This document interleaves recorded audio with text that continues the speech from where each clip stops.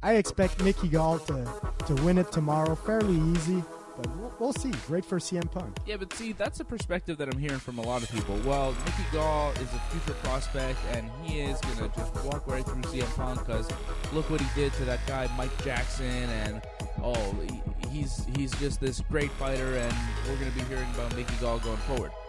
So why is everybody so confident in Mickey Gall? Why does everybody think that Mickey Gall is some great, fighter? Well, at least we've seen a fight of Mickey Gall where he dominated somebody that was clearly low level. Okay, I'll give you that much. But maybe CM Punk, as far as his first fight, should be fighting the guy that lost. I don't know. I don't see. I see it as a big challenge for CM Punk. But we have no idea how good CM Punk is. We have no idea how good or bad CM Punk is. We saw that Evolution of Punk documentary, the 4-part series thing going into the fight. We've seen him on Embedded. We've seen bits and pieces. But until you're live in the octagon, you really have no idea how good or bad a guy is. So for people to just say, oh, Punk's no good, he's going to be terrible, you don't really know.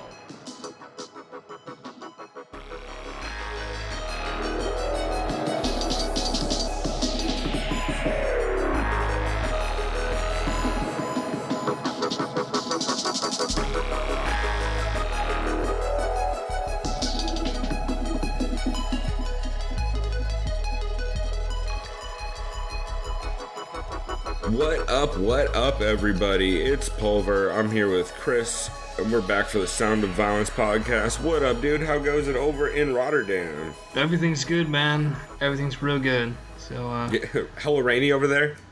You know what? That's weird. Someone warned me, it's gonna rain like every other day or every day, and it doesn't do that. Like, it's weird. It'll rain fully for one day, and it'll be daylight for the next 3 days, and it'll sprinkle. It's weird. Like, the only time it's sprinkled, I actually did my laundry this morning. It sounds weird at 7 a.m., but the only reason because of that is since there's so many people in the international housing that you have to fucking reserve a time in advance on this lawn. So I was like, you know what? Yeah, no one's going to do laundry at 7, so fuck it. I have to get up at 4 a.m. to watch 203 anyway, so let's go, right? And it worked out perfectly, man. But yeah, that was the only time it was raining this morning. It was pretty much perfect weather today. I wasn't outside too much because I'm trying not to spend too much money because I just pay rent, but yeah, I know the feeling. Yeah, a little bit humid, but other than that, not too bad weather. So that's what's up, dude. Yeah, that is known. That area is known for getting crazy amounts of rain every year, like something like 200-300 days a year, right? Yeah, basically, it's European Seattle over here. Yeah, exactly. That's exactly. Well, it's hipster, but the same amount of bikes. Yeah.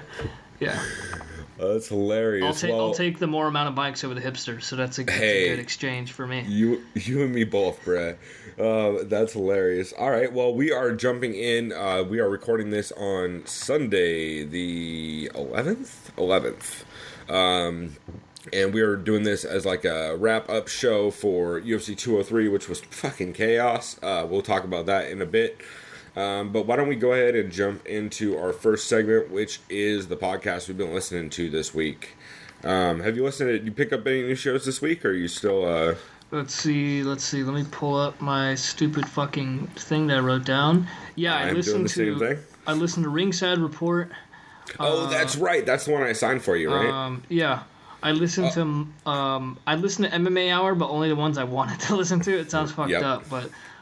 didn't get to catch Chapo Trap House, but I know you said that was kind of a political one anyway, so I mean, that's probably something I could catch anyway. Exactly. I listened to Morningwood of Deez Nuts. That was interesting. Got a little political, but it's fair, though, based on what Dean Thomas was talking about with Woodley. Yep. And Tyron tends to get political.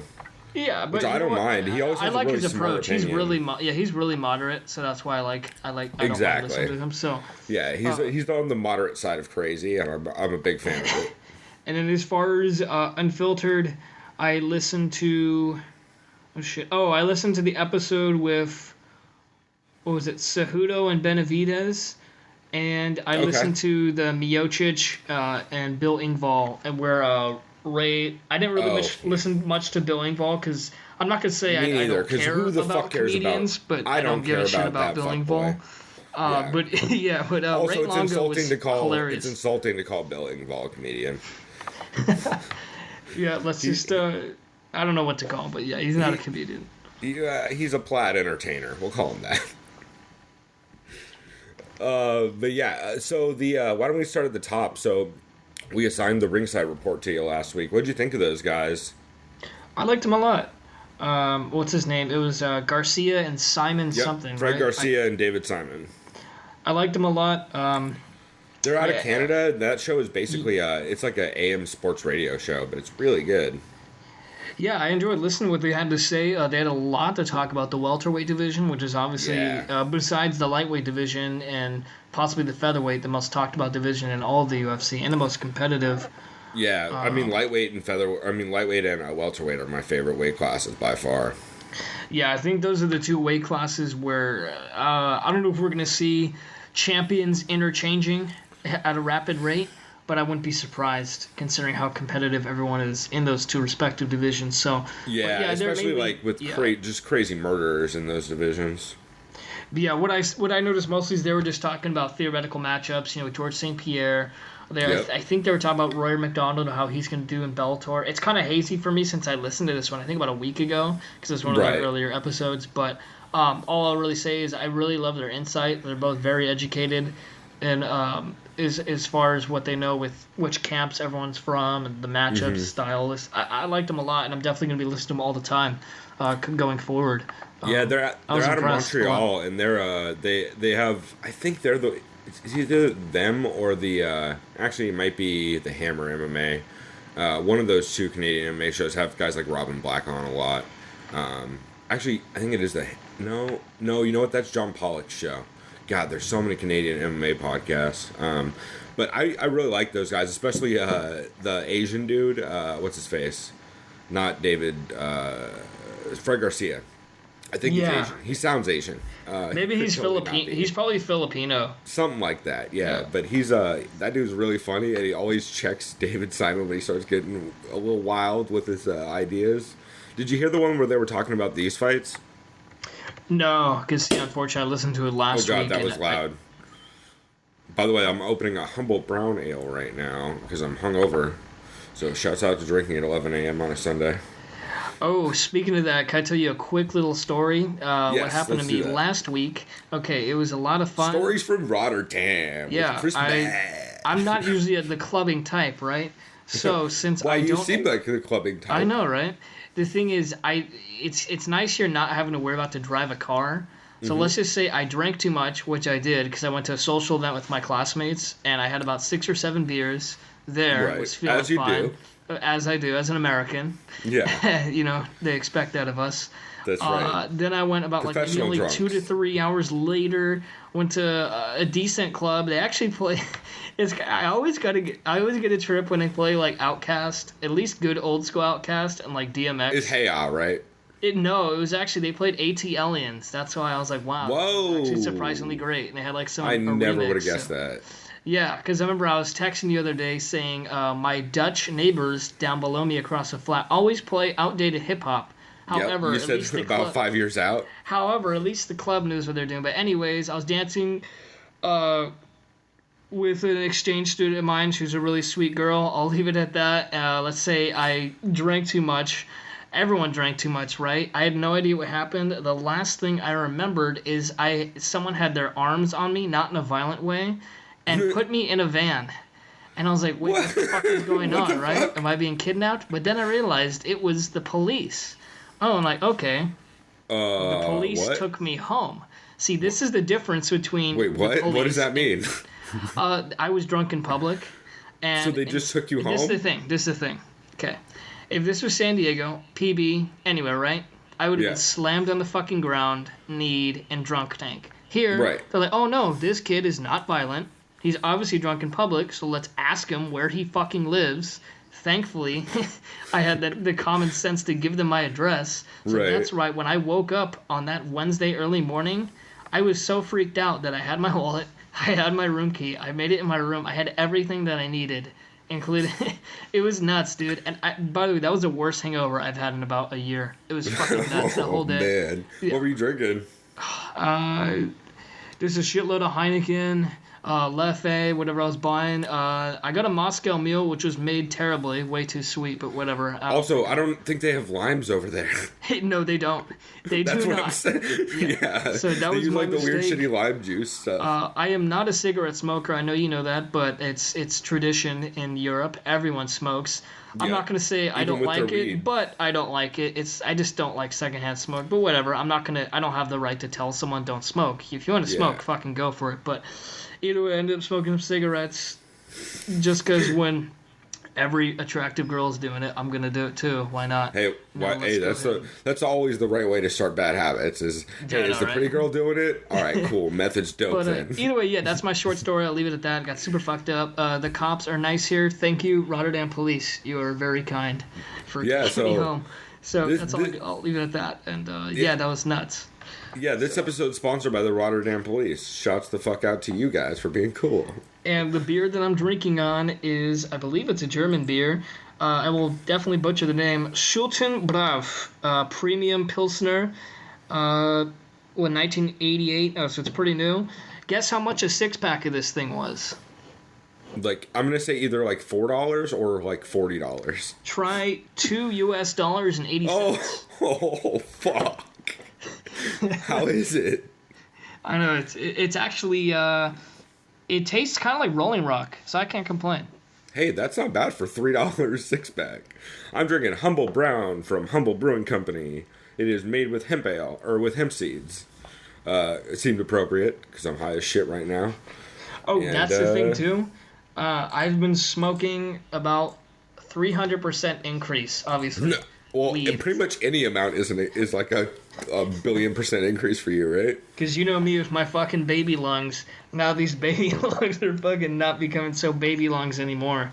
So I'm pretty much smoking like every other goddamn day. But then again, if you can just go to a dispensary and all they want is just your ID and your money, they don't give a fuck. So it's pretty cool, man. That's awesome. It's definitely a culture change, and it's fun, man. I'm embracing. I'm just really humbled by the experience here so far. So. That's cool, man. Is there a time, are they smoking a lot of spliffs where they're mixing it with tobacco and stuff? Yeah, that's really common, too. Really common. I've heard that's like the main way people smoke over there. Yeah, because even my roommate, he's a really cool guy. Shouts out to Suman. He's from India, but shouts out. He studies in Switzerland at Lugano. He's an exchange student. He's a really cool guy. Cool. He has this really cool, like ancient, not ancient, but it's a really old school, like Indian pipe, dude, where you kind of like smoke it pointing straight up. It's gnarly, dude. It's almost like kind of like a crazy old hash pipe kind of thing. Yeah, but it's cool, man. I don't know if it's made out of like ceramic or clay, but I was asking him, hey, does anyone really smoke like glass pipes? And he was like, no, I've never really seen that. And when I went to like a coffee shop, they have glass pipes, but no one does it. So I don't know if that's like an American thing or preference or what. But, I think it's mostly an American and UK thing. Yeah.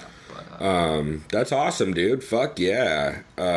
Shouts out to Suman. That dude sounds tight. Hell yeah. Well, okay. Why don't we'll slowly start getting back towards podcasts we're talking about. But I love the fucking Rotterdam Minute from Chris Mad. Fucking, that's hilarious, dude. I'm glad you're having fun over there. That place sounds dope as hell. Yeah, dude. It's so peaceful over here. But yeah. Anyways, awesome. What podcast caught your eye? You know what I was going to get into before we jump into anything else. I did listen to, oh my God, Ringside Report for this week, and bro lost his shit. David Simon lost his shit. He started talking about how, see, you should know ahead of time, they also do the Ringside Report, I think it's like the wrestling report or like something like that, where they cover pro wrestling. Oh, they did mention that. I remember that, because they were talking a lot about CM Punk and stuff like that, and yes, someone else. So that's what I was going to mention is, so he talked about how he doesn't understand why everyone's counting out CM Punk, and we can't possibly know. We couldn't know. He could be a world beater. We don't know. Maybe he's just acting. Right. We all do. I mean, we do. If you don't just pick up the sport, as I tweeted, you don't just pick up the sport in 2 years. This shit ain't sports entertainment. So fucking Vince McMahon's at home laughing and crying at the same time, I'm sure. And we'll get into that later, but man, David Simon lost his shit. He just kept he just kept saying weird shit about how CM, we don't know who Phil Brooks is. We never seen him train. We've seen some shitty clips of him training, but who knows? We don't really know. He could be great. Who knows? No, we know. Plus, Mickey Gall's a motherfucking world beater, and we talked about it last week on this show, how he's just cool as shit. Because he's on Punch Drunk Sports all the time. So we'll get into that in a minute. But yeah, Ringside Report was really weird this week. Other stuff I listened to, Heavy Hands was amazing, is awesome. They do the best breakdowns of anyone in the business right now, as far as I can tell. Pat Wyman and Connor Rebush, they just go so in depth on techniques, and they do it in such a micro level. I think they always say they cover the finer points of face punching, something like that. And that's exactly what it is. They just cover small things that make huge differences in fights, and it's stuff I would never pick up on unless you watch the fight 35 times in slow motion at half speed and then full speed and then 3/4 slow speed. They just do an insane amount of research and tape study. I like that you say that, because I know I've mentioned it before. It reminds me of that one guy on YouTube. I think he's active on Reddit, BJJ Scout.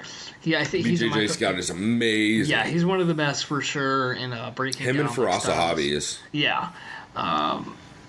And what is it? Is BJJ Scout have an actual identity? Because I know someone's like, oh, why don't you tell us who you are? I can't remember. Maybe he's just a YouTube guy. I think it's a Tommy Toehold thing where they just stay anonymous because they don't really care. And it's easier because they have real ass jobs. So it's probably better that way. But yeah, that just reminds me of someone like that, and anyone really who can analyze the fight game like that, and just different aspects, in multiple aspects, in certain levels of that. They always appreciated, especially to any sort of fan, really, casual fans, fans who've been watching for a long time. Yeah, man, absolutely. I like that. And it's stuff that it's small things I don't know if it was BJJ Scout or if it was Faraz that was talking about the Deez Anderson fight on 200, talking about the lockdown and how basically Anderson stalled because Anderson got the lockdown, but he didn't ever dig the underhook. So basically you're just sitting there. You can't do anything with that position unless you fight for the underhook, which actually, what's her face used in the fight? God damn it, who went for the meat hook? Oh, it was Joanne Calderwood went for the meat hook in that fight, which is a 10th Planet move. You could hear Faraz yelling it in the corner. And I love hearing dudes like that who are super knowledgeable about small, fine details on that kind of stuff, because that's the kind of stuff you would never know unless you're just in the gym fucking all day, every day. Cool, man. Well, what else have you been listening to? Anything else? Let me see. The MMA Hour. Let me pull it up real quick because I remember I'm doing the same because there was a ton of good guests on this one. I specifically listened to guests that caught my eye. I'm on YouTube right now. Let me go down to subscriptions. Yep, I'm on my phone pulling it up as well. Where is it? Right here. So the guests were Tony Pettis, Duke Rufus, JDS, Kane, Rothwell, Rico Verhoeven, and the New York Rick segment. Man, these are some of my favorite people. Duke Rufus, I love hearing him talk. He's just a very smart dude, and I love... Oh, Dave Meltzer, too. But yeah, I love whenever he has Duke Rufus on, or Duke Rufus is on anything for that matter. Yeah, I listened to Rufus, love what he had to say about... his approach to coaching, his students, especially Anthony Pettis. Yeah, at one point he said he would quit if he felt like Anthony Pettis couldn't fight anymore, so he's kind of with him till the end kind of thing, which is kind of interesting. Fucking dope shit, because that is, I believe that 100%. The way he was talking about it and who the fuck Duke Rufus is, he's so invested in that kid. I think he 100% would have stepped away from the sport if Tony would have lost that fight. Yeah, exactly. I mean, I believe it too. Especially even when he was trying to hype up, CM Punk, man. I mean, CM Punk was training with them for about 2 years, and sure, some people will talk shit on CM Punk saying, "Oh, well, he's privileged." Yeah, he's privileged, but you know what? He's doing something he wants to do, man. You can't, call someone out on that. Like, come on. No, he sounds pretty genuine. You can if you've gotten in there and gotten hit in the face, but if you haven't been in the cage and gotten hit in the face, you probably can't talk shit. That's totally fair, but keyboard warriors should just shut the fuck up. 20 minutes. Yeah, cut just to me talking shit 20 minutes from now about CM Punk. But go ahead. Right. No, because it reminds me how they have like the pre-fight interviews and stuff like Megan O'Leary has, like those forum things. Yep. There's that asshole, some Twitter keyboard warrior is like, "Oh, CM Punk, you see my tweets, bro?" He's like, "Why don't you fight me, you fucking pussy?" He's it's like, dude, you're challenging CM Punk to a fight. First of all, you're just a civilian. So good luck, even if you have like some background. It was just the funniest thing ever, just to the point where CM Punk was composed and he literally was like, "Dude, shut the fuck up, get your bitch ass out of here," kind of thing. And everyone's just laughing at this ass clown who's just trying to make a name off of himself. It's just like, come on, bro. It's not the point of a fucking forum. It's like, even if it's CM Punk and he's new, it's like, you can't just be pulling shit like that. And that's why I love Mickey Gall, because Mickey Gall did none of that shit. He's like, yeah, I know I'm making a name off of CM Punk, but I respect that he's getting in there, and whoop-de-woo, everything's cool. He's a cool guy. And then CM Punk didn't shake his hand at the weigh-ins. The shit was on. Yeah, right? You know from then, it's like, okay. Well, right. Also, if you've been listening to Punch Drunk Sports, Mickey Gall's been saying he's going to body. Mickey Gall said he did exactly what he said he was going to do on Punch Drunk Sports. He's like, I'm going to go in there, I'm going to dump him on his head, I'm going to get to full mount and just beat him up and cook him for a bit, and then if I get the choke, I get the choke. If not, I'll just keep pounding on him until he gives up. It was like literally exactly what happened. So, shouts the fuck out to Mickey Gall, because, God, that kid is hilarious, and it's hard not to root for a guy who is constantly calling into a podcast where there is a red state team yelling about horrific shit. I believe he was saying they should do a bag of bets on that. Well, you know what? I'll jump into Punch Drunk Sports. So they do a bag of bets on Punch Drunk Sports. Okay. Basically, so Punch Drunk Sports is Ari Shaffir, Jason Tebow, and Sam Tripoli. They're all like Rogan's buddies from the Comedy Store. Yeah, I remember you told me that. Yeah, I recognize a lot of those names. Yeah, so they do a thing called Bag of Bets, where they just, whenever they come up with a fucked up betting idea, like, oh god, watch an hour of gay porn and stream it live. They had one where someone had to wear a dildo, like one of those headband dildos for an episode. They did one where someone had to watch a full season of Whitney. A lot of those kinds of things. So yeah, you said so there was a bunch of good guests on MMA Hour. There was like I said, Duke Rufus and Tony Pettis. I mean, Anthony Pettis, I like him, but he's a real boring interview generally. Yeah, I feel like it's kind of just clean cut what you expect to hear from anyone. Kind of like, what's your approach to this kind of fighting style that contrasts with your fighting style? Well, I planned with my coaches ahead of time. We watched film from him and analyzed this, and that, and I expect to go in here, blah, blah, you know what I mean? But I like him, though. He seems like a genuine guy. He's like just a fighter. Like a nice dude. It seems kind of normal and boring, but fun.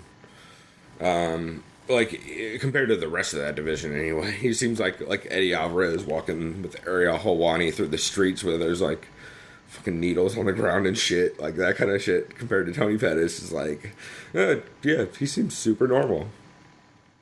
Yeah, I was going to say, I saw that, too. It's like, I know Alvarez has talked about in the past how dangerous his neighborhood is. It's like, Jesus fucking Christ. He's talked about on an MMA Hour where he's like, I mean, I would take you around my neighborhood, but I don't know if we could film it because, like, I don't know, like, I don't want you guys to get robbed. You're like, well, I have actual police with this. Yeah, with all your fancy cameras and shit. Yeah, he's like, I'll actually have to have officers with us, and then cut to them doing the interview, and he has 2 officers with him, and Ariel's like, oh shit, he wasn't kidding. It's super sketchy. Yeah, I feel like growing up in San Diego, we have some fucking crazy neighborhoods, so it didn't look that crazy to me, but it was still like seeing Ariel there was a funny contrast because that dude is very white and uppity. Yeah, to say the least, right? I mean, shit. So, exactly. Who else was on MMA Hour? There's a couple other people. I listened to what Cain Velasquez had to say. Yeah. He was Cain really said interesting. exactly. Yeah, I love that he mentioned that he doesn't like me. Like he's weird around media because like everyone that's ever talked to Cain says he's great, but like when he does media stuff, he just kind of gives boring answers. And he admitted that in the interview with Ariel. He's like, with media, I just kind of like give them the answers they want and move the fuck along. Yeah, and I kind of don't blame him for that. I mean, his main goal is obviously not to talk to the media. Everyone's got their media contributions, but he's a fighter at heart, like a lot of those, former champions and championship material fighters are, and he knows what he has to do to get back on top and just kind of keep grinding the path that he's going and everything. And I liked what he had to say. What did he talk about? He talked about AKA his camp. I think he talked about Cormier for a second, how it's like a little bit, briefly, just how it is, to kind of just all of his guys that he gets to train with, him and Rockhold, including just the versatile talent that he gets to train with, and how blessed he is. And I think the main thing he was talking about his health, of course. That's been his main issue since 2011. Yeah, is staying healthy. Because when this dude is healthy, he's arguably the best heavyweight still. Oh, yeah, the way he came out in that last fight, he looked world-class. Like, there's no question about it. Who was it? Travis Brown at 200, right? He just kind of just put a fucking clinic on. Yep. He seems like he would fuck Stipe up if he showed up like he did in the last fight. Yeah, I would put money... I mean, I wouldn't even have to put money. I would just say... I would put money on him. I mean, I would just say Cain's going to win straight up. I just see him like... I mean, I just see him doing what Stipe did to Mark Hunt. That's right. Basically, like, just tackling him and punching him in the face forever. What was it? It was like, I think that's the record for most strikes ever in a fight. I think it was like 361. Yeah, some crazy amount. It's crazy because that means you're throwing like at least 75 a round, or landing 75 a round. I think it's fucking wild. So yeah, that is definitely interesting. Let's see. I think that was about it for Ariel's show.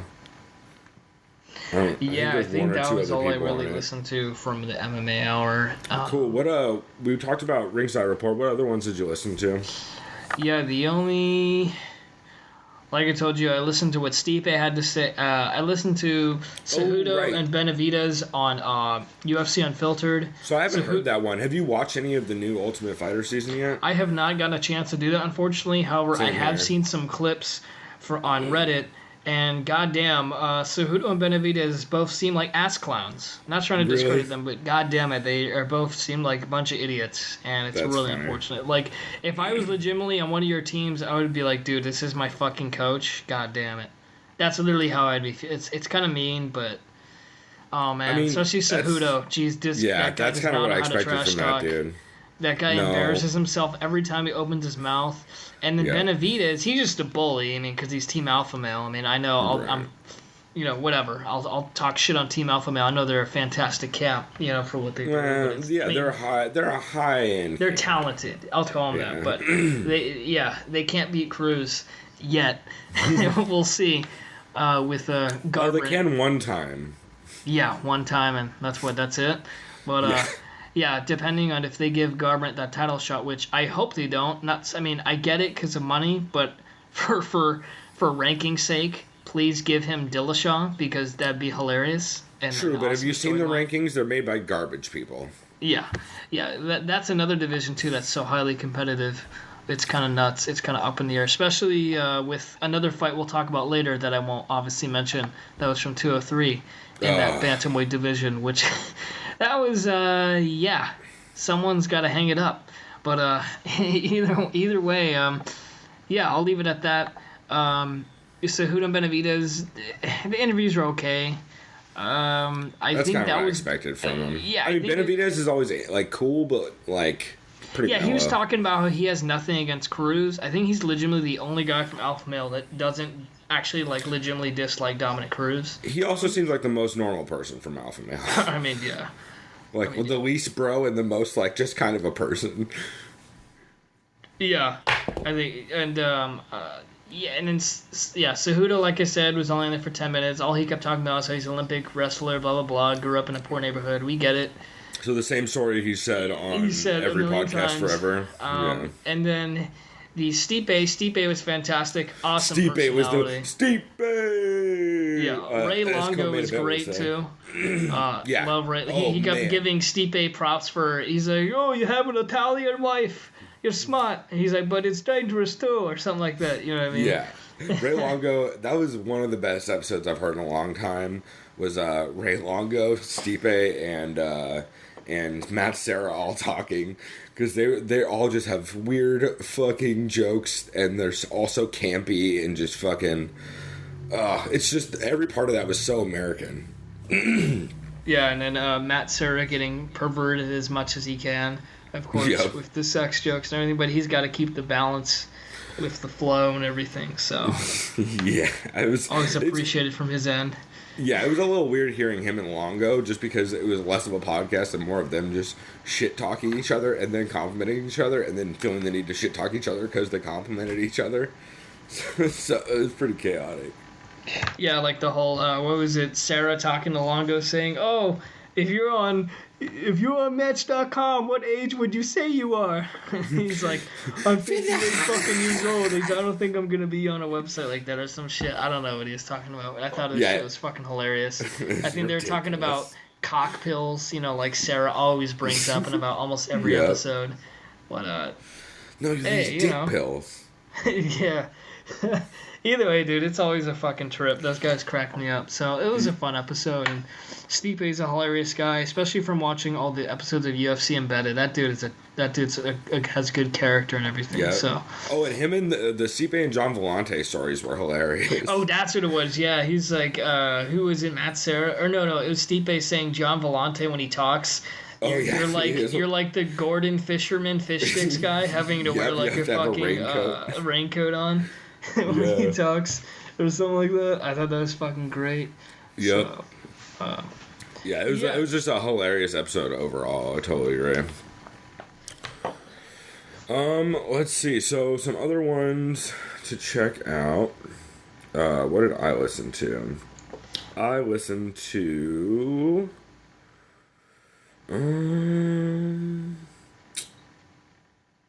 I did listen to Al Iaquinta on Chael Sonnen's podcast. Not a ton to talk about on that, other than it's just Al Iaquinta being Al Iaquinta, which I always enjoy.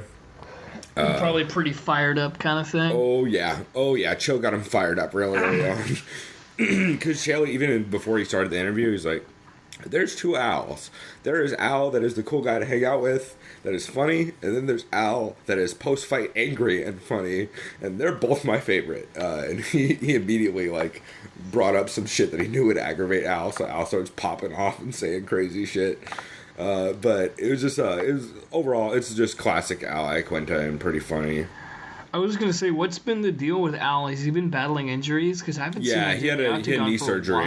Okay. Yeah, that makes sense. He had knee surgery when, I forget who dropped out of the recent fight they had scheduled. I want to say Larkin, but I might be wrong. Because, dude, I think the last time I've actually seen him in the octagon was it's been about a year and a half. No, for me, it was the Ultimate Fighter finale against Michael Chiesa. Jesus. That's the last time I've seen him fight. You never saw the Al Iaquinta Jorge Masvidal fight? No, see, I didn't. I know he's fought obviously after that, but I never saw that one. Unfortunately, that was the one where afterwards he yelled, "You boo me, fuck me, no fuck you." Wait, was it something that Masvidal instigated, or is he just talking shit? No, he's yelling at the audience because it was a split decision. Al Iaquinta came on real strong in the third round and won that fight. Oh, okay. It was very close. And Jorge Masvidal basically lost the fight by split decision like he always does when it comes to decisions, which is fucking rough on him. But, yeah, Masvidal was just popping off because the crowd was booing the decision. He's like, what the fuck? I gave everything. You boo me? No, and then, evidently some guy in the audience was flipping him off. So he literally pointed over. He's like, you fuck me? No, fuck you. And started fucking going off and shit. It's really good. You should definitely. Actually, you know what? We'll use that clip for the break for this week's episode because it's so fucking funny. But yeah, Ally Clinton is a goddamn great character. There's also a lot of stories of him trashing hotel rooms. Oh shit. I've heard multiple stories from multiple podcasts about him just trashing hotel rooms before. Is like just trashing hotel rooms, I mean like comedians jerking off everywhere, or is he just like partying like crazy? Like holes through walls and fucking just like fucking TVs getting spiked and shit like that, like just crazy shit. That's hilarious. Yeah, he's a madman. So he was hilarious on there. Definitely real weird and crazy, but a lot of fun. That just reminds me of my dad blaming on it growing up on his Italian temper. I'm like, all right, Dad. Exactly. Let's see. Any other podcasts you wanted to jump into? I think unfortunately that was kind of all I really kind of gave attention to. Yeah, it was a weird week for podcasts too, because I feel like there wasn't a lot. Like, if there was a podcast, it was all just talking about CM Punk, like a lot of it. The only one I listened to, which was this morning when I was doing laundry, was Tyron Woodley's. Oh, I was gonna say, yeah, you said you listened to Morning Wood, right? Yeah, they talked about Damian Maia's prowess in Brazilian Jiu-Jitsu and how effective he is in a way where it's to the point where he's fought in black belts, like who was it, Shields and Gunnar Nelson, but the way that he effectively put away Carlos Condit, it was to the point where what was it? They said he utilizes like white belt techniques. He never has to really go that far down into his black belt kind of repertoire. And I really appreciated that breakdown because that makes a lot of sense. You've never really seen to have him push himself that much. He uses really, really basic moves, but he's just mastered those basic moves. Like Eddie Bravo was talking about, the new way to do jiu-jitsu and MMA is you get top control with the takedown, which also they mentioned on that podcast how much wrestling training Damian Maia has been doing. They talked about it more actually on Lineup MMA this week with Ben Askren and Joe Warren. It was Joe Warren did a wrestling tournament a year or two back, and Damian Maia showed up at the wrestling tournament specifically to watch Joe Warren. And Joe Warren said afterwards he talked to Damian, and he was like, I never miss a wrestling tournament. That dude is deep into wrestling, wrestling with colleges all the time, and that's why his takedowns have gotten so fucking lethal lately. See, that's awesome to hear stuff like that, especially someone like Damian Maia, who in his craft of Brazilian Jiu-Jitsu is already so, advanced in so many different forms and styles, the fact that he'll go and watch wrestling and kind of view it, because in a way, isn't it kind of interpreted that, whether it's Greco-Roman style wrestling or collegiate style, any sort of style wrestling, is kind of like not necessarily a weakness towards BJJ practitioners, but it's definitely a problem, they don't, right? Like grapplers in general. Yeah, they don't generally BJJ. Sorry, that was my phone falling. So generally, BJJ guys tend to lean away from any kind of wrestling stuff, and a lot of them say, "Oh, it don't need. If I'm on my back, your arm is mine. It don't matter." No, they're like, I have my jiu-jitsu. I don't need to practice your wrestling or some bullshit like that. I'll pull guard and take your arm, jiu-jitsu. But that's why, Damian Maia, they talked about it, I think it was on Morning Wood, where, the most essential part of jiu-jitsu is the fact that you have to get the fight to the ground in MMA. So it makes perfect sense that dudes should be training specifically wrestling, because it makes, worst case, then you can chain your wrestling into your jiu-jitsu like Damian Maia does, where he'll go for a single leg, he'll get mounted, he'll pop out to half guard and then try and take your back, weird shit like that, where he's not scared of getting mounted and getting in bad positions because of wrestling, because then he can use his BJJ to get out of it. So that's why he's been so fucking lethal lately, and I've been hearing a lot of guys talk about how Damian Maia has been working his fucking wrestling every day in college gyms all across America and shit, high-end college gyms.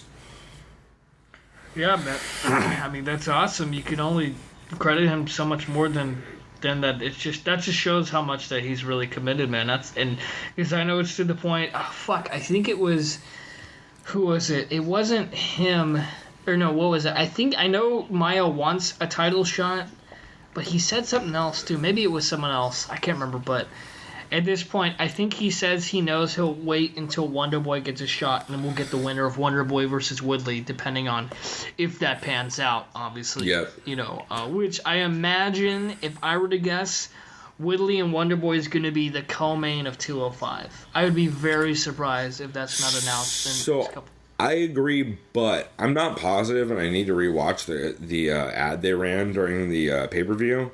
But I'm pretty sure I saw Conor McGregor and Eddie Alvarez, the back of their heads, in that clip they ran.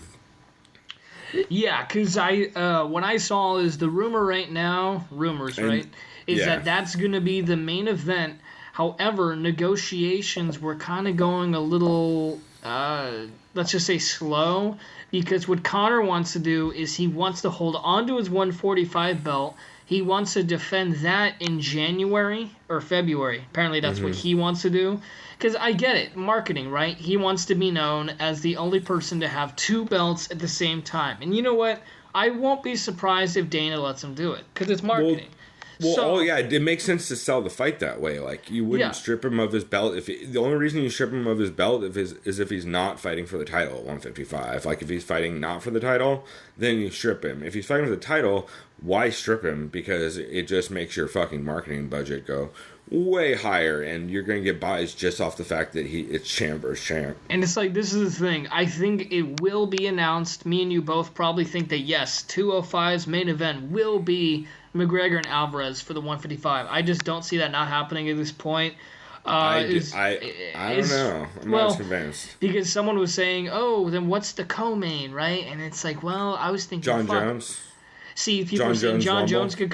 John Jones Rumble. Or Dana's been saying all over he wants John Jones Rumble. Yeah, or a Woodley versus Thompson, Wonderboy, that's possible. Because I know what has been confirmed for 205... Tim Kennedy versus Rashad Evans for 185 has been confirmed, essentially. Yep. That's awesome. Fuck yeah. Glad to see Tim Kennedy's back from killing ISIS, right? And babies. And babies. Evidently. And yeah. That was probably not appropriate to talk Kennedy's about on 9/11, but whatever. Oh shit! It is 9/11. Yeah. Shouts out to Tim Kennedy. All I can say on a serious note, thank you though, Tim Kennedy and all the veterans for your service to this country. I am saying it on an actual very serious note. I will leave it at that. And condolences to obviously all the people who lost their lives on the events of September 11th, 2001. So whatever anyone's opinion may be about those events, you still have to really give thought to the people who did lose their lives. I'm not trying to be on a pedestal or preach, but I'm just putting that out there right now. Yep. Anyways, this is why we have Chris on the podcast, because I would say something horrible and offensive. Don't get me wrong. Not because I believe it, just because I think it'd be funny. So that's why we have. Don't Chris get me wrong. On here, I've already made a terrible joke to my roommate today about something, but. Anyways, as far as 205, that was announced. Hey, I'll be right back. I'm gonna go fly a plane into something. Yeah, right. But I know what was announced at 205, but then got taken away. Unfortunately, they did announce Robbie Lawler versus Cowboy Cerrone, but Lawler got hurt in practice. So now the active rumor, there was one rumor, is that Deez was going to step in. However, that's been shot down, and now it's supposedly Habib Nurmagomedov. Oh, really? Is that an official thing? Did he say that? It's what Habib, he wants. Not Khabib? Because I think in Dagestan, a lot of those guys are practicing Muslims. I think they just pronounce it that way. Technically, I think it's Khabib. I think it's Habib. I just call him Habib because I'm Persian. Yeah. I don't know. But yeah, we know who Nurmagomedov is. That'd be a fucking great fight. Two contrasting styles. Awesome that'd be dynamite all at once, yeah. Because we already know, that 155 division has so many killers in it to the point where it's like you can almost give a title shot to anyone, even including Conor, because Conor could stand with a lot of those guys really, just based on his skill set. So and Nurmi said he would take it at 155 or 170. Yeah, because he fought Daryl Horcher at 170. That's right. Fuck. Well, because that was late notice, but but he said he would take Cowboy. He's like, I think he tweeted to Dana like, "Hey Dana, I want to fight that cowboy sitting." I don't know why I made him Brazilian. And he's like this. He was like, "I'm the game. I'm the game." Yep. I am the game, so you know that he's dude fucking is down. hilarious. Also, I love how Rogan this week talked about how every time anybody makes any Khabib comment or anything, his entire Twitter just turns into like fucking Khabib Nurmagomedov tweets from like crazy Russians for like an hour or two. They're just like, Khabib time.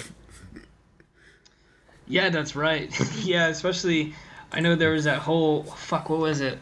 The only Twitter incident I saw with Khabib was when John Kavanaugh made a religious joke.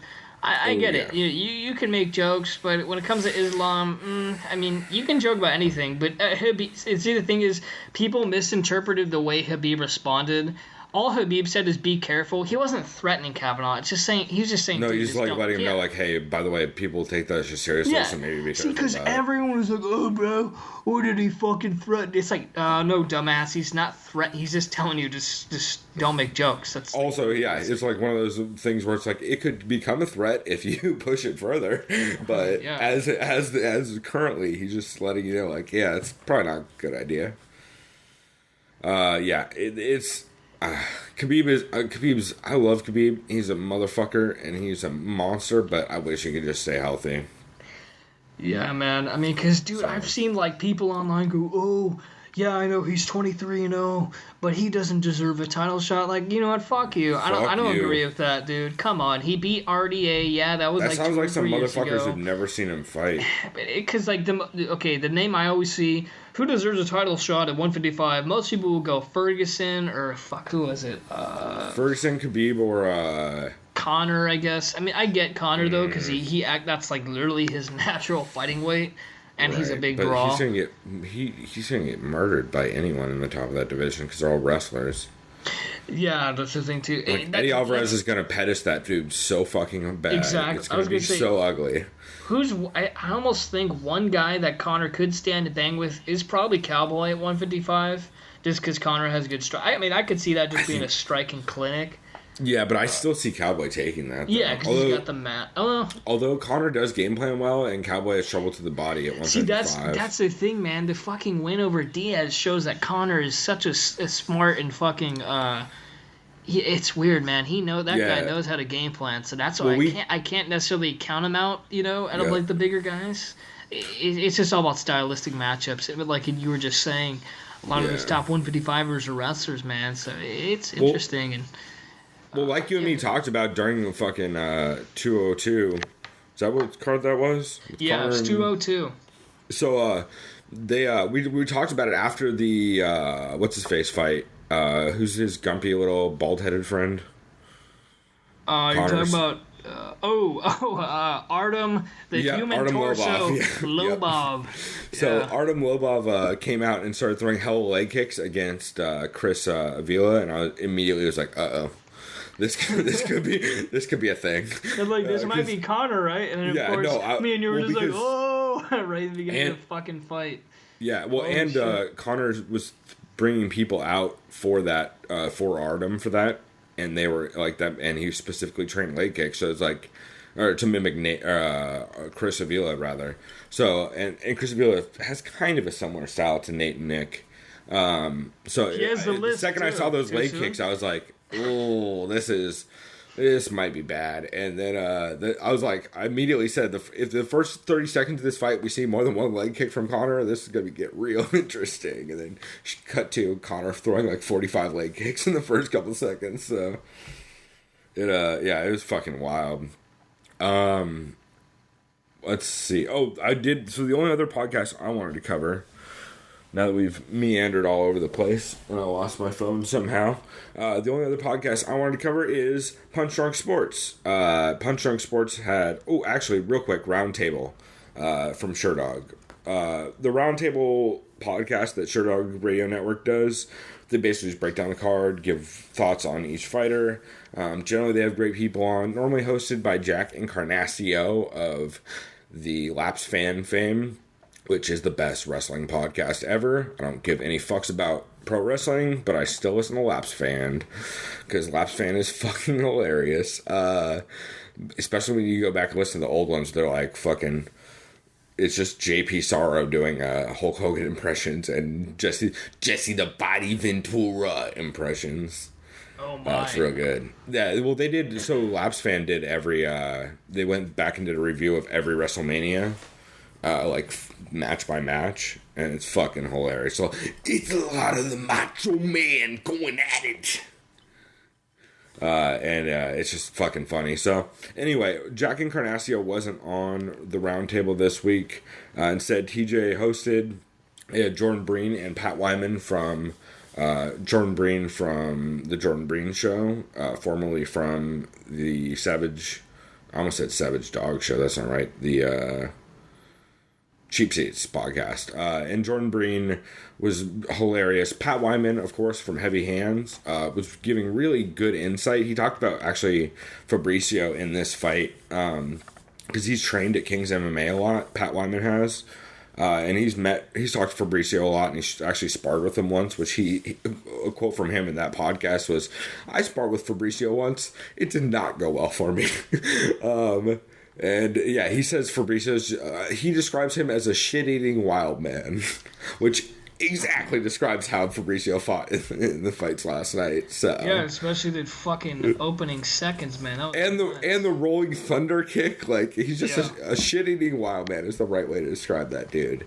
So yeah, it was an interesting podcast where they broke down the fights. I always love when Jordan Breen and Pat Wyman are talking fights because they're a weird combination of funny and knowledge between the two of them, and it makes for a lot of really interesting conversations about like weird Shudo events from like 1995 and shit like that. So that was fun. And then yeah, the only other thing was Punch Drunk Sports, which is the podcast that is hosted by Sam Tripoli, Ari Shafir, and Jason Tebow from the Comedy Store. They also did they're friends with Rogan and stuff like that. And they have been, Mickey Gall is a big fan of that show. He's been calling, we've talked about it in past episodes. He's been calling into that show for, I don't know, over a year probably. And they just get random updates from him. Like he'll be calling in before he goes to training and stuff. Cause he just really likes Ari Shafir and Sam Tripoli and those guys because of Rogan. So he always calls in and he's funny as hell. And he's always making like references to crazy shit that they did on the podcast. Like they do a bag of bets thing on that podcast where essentially there's a bag full of shitty, terrible bets, like watch a season of Whitney, where the other two hosts pubes as a beard. Was that one like NBC sitcom with Whitney Cummings and Chris D'Elia guy, whatever the fuck his name is? Yeah, they're actually friends with those people, and they fucking hate that show. So it was one of those things where you have to watch a full season of Whitney and then stream it the whole time, and you can't do anything else for like 12 hours or however long it is. That's fucking awesome. Yeah, it was brutal. They also have done Bag of Bets where one of the hosts had to watch gay porn and stream his reactions for an hour.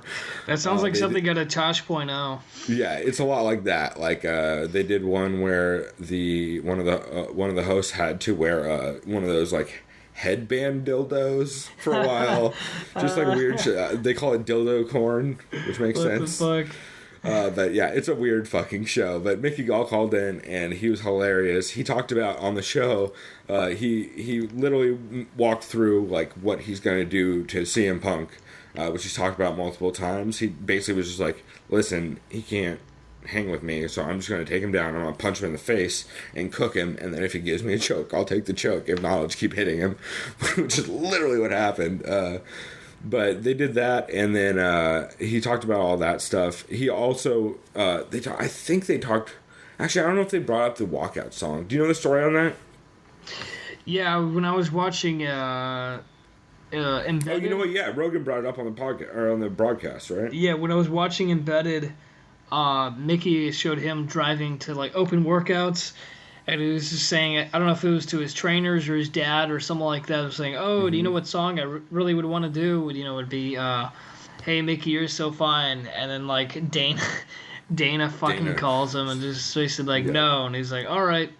But then what? People on the internet or some shit were just like pressuring Dana White. Literally everyone started, because Rogan brought it up on his podcast, and somebody else brought it up too, where they're like, how do you not let, it clearly shows the kid's funny, how do you not let him do it? And evidently everybody shit on Dana enough that he let it happen. So he came out to, hey Mickey, you're so fine, which is hilarious and was fucking perfectly appropriate. And man, that Yeah, we'll get into that fight in a bit, but oh boy. Yeah, I do plan on beating on CM Punk in a way that I expected, but not that definitively. Like, did CM Punk land a strike in that fight? No, he went for it looked like an overhand right or a right hook.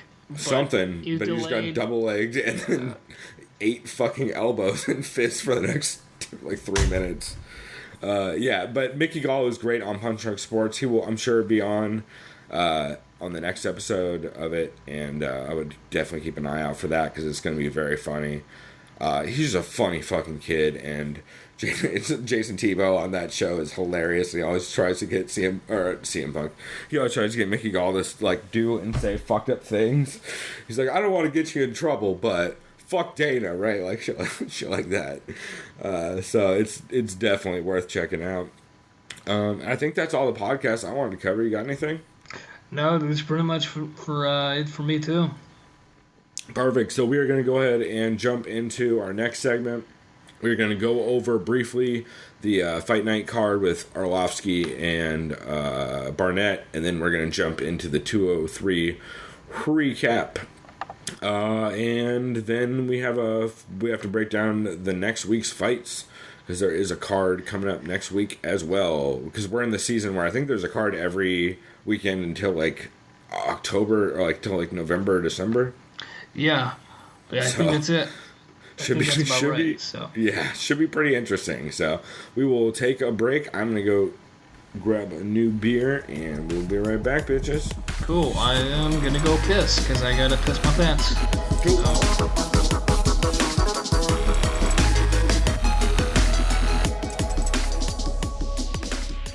At 29-28 for the winner by split decision, Raging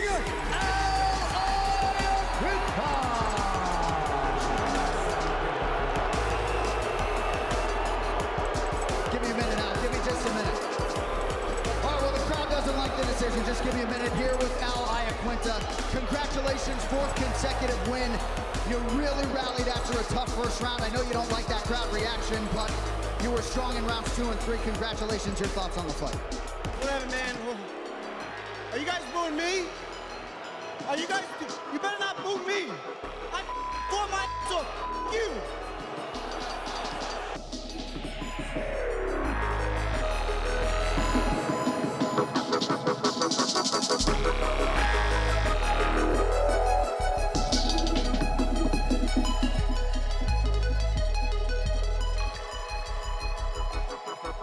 All right, we are back. Chris, what did you just open?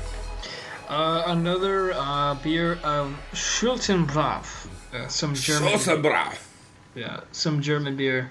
It's pretty decent tasting, for the price. Got it under 6-pack for about $3 American. So can't complain. Hey, I'm with that. I am cracking the Acoustic Ales Brewing Experiment Run for the Hills Double IPA. It's got the Reaper on it and everything. It is very fucking ridiculous, but let me try it. I was gonna say, shouts out to the Rotterdam Craft Brew Mart that I visited last week. I wanted to ask you about that. Yeah, it's called Plan B. Don't know about the name. Wait, but what? Yeah, sorry, the name throws everyone off. But is it called Plan B because it's gonna lead to the fact that you're gonna need to buy Plan B afterwards for all the bitches you bang in? Yeah, I mean, I guess it's just foreshadowing right there. Just right when I stepped into the fucking market, the guy's like, "Oh, American, wonderful." Buy your goddamn Really? beer. Did they really? No, he didn't say that, but I just figured that's probably how it went down. But what was cool, do look man, American as fuck. What was cool, man, is I saw Green Flash Brewery was everywhere, and I had to ask the guy, how the hell is Green Flash here? And he's like, you don't know? They have a gigantic brewery in fucking Belgium, of all places. What? Yeah, see? So you learn something every day. I don't know, but... Jesus. Yeah, the Green Flash I got was the American bottle. It said 12 fluid ounces, U.S., of course. That's crazy. Yeah, so interestingly enough, the first time I had Green Flash was when my dad brought home a growler of it because he worked in the same building that Green Flash started in. Oh, cool.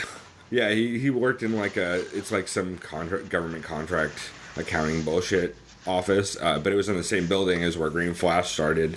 They moved out of there, and then Latitude 33 moved in. So now Latitude 33 is in that same space, but that's fucking crazy that they have Belgian. Yeah, they also had Carl Strauss. I got a couple bottles of. I could see that because that's pretty widely distributed. And then I got some Anchorstein Porter, which I never even tried in the U.S., which is cool, man. That shit was yummy. good.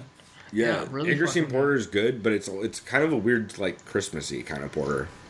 Exactly, a little bit Christmassy, kind of. I don't want to say carbonated, but it had that flavor. Yeah, it's definitely got some odd spices and stuff in it compared to most porters, but I like it. Actually, I had Anchorstein California Lager last night, and I was at Blarney watching Boss 5 like a shit show. Because that's how the Blarney goes. Yeah, if you're at the Blarney Stone in Claremont, shouts out to San Diego, then you know how it goes. It's impossible to not be drunk at that place. Everyone wants to booze you up. Also, not shouts out to the Boss 5 shot. I had another one of those. They're still terrible. Oh yeah, I forgot they have that promo going on, huh? That's funny. Yeah. Also, the other funny part is I asked the bartender for a Boss 5 shot because I wanted something watermelon-y. She goes, "Oh, you want one with watermelon?" I go, "Don't they normally come with watermelon? They always taste like watermelon." She goes, "Oh, I just make it up every time."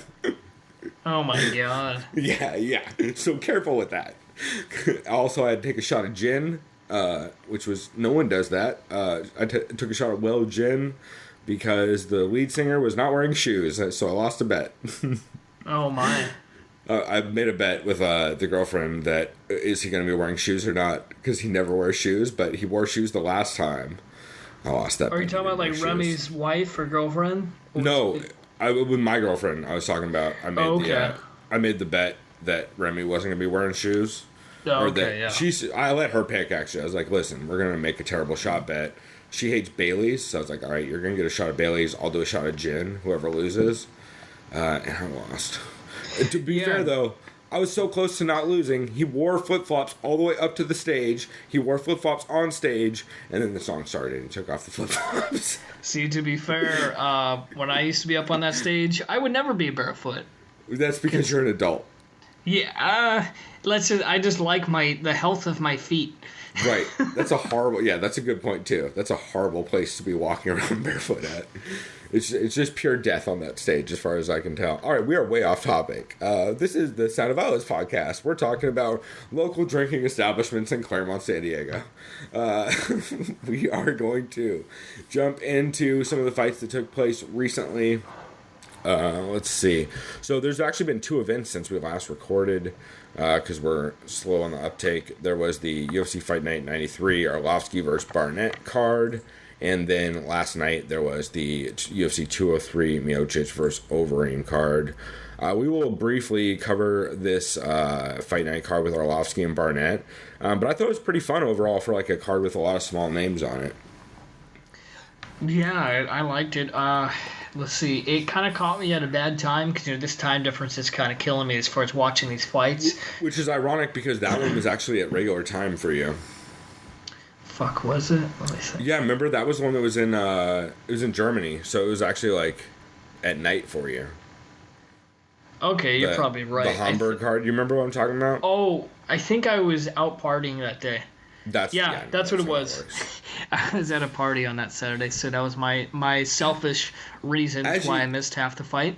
But as you should be, by the way, if you're in Rotterdam, you shouldn't be sitting inside watching a fucking Fight Night card. By the way, we talked so much shit about how Fox hates this card and they don't want any of the main cards, so they're not even doing the prelims. This is an entire Fight Pass card. I don't know what we were talking about. I just read it wrong because it's an entire Fight Pass card. Oh yeah, that's right. Fuck, that's a good point. Yeah, we spent like 10 minutes talking shit on Fox, and then I realized during the event that it's not on Fox.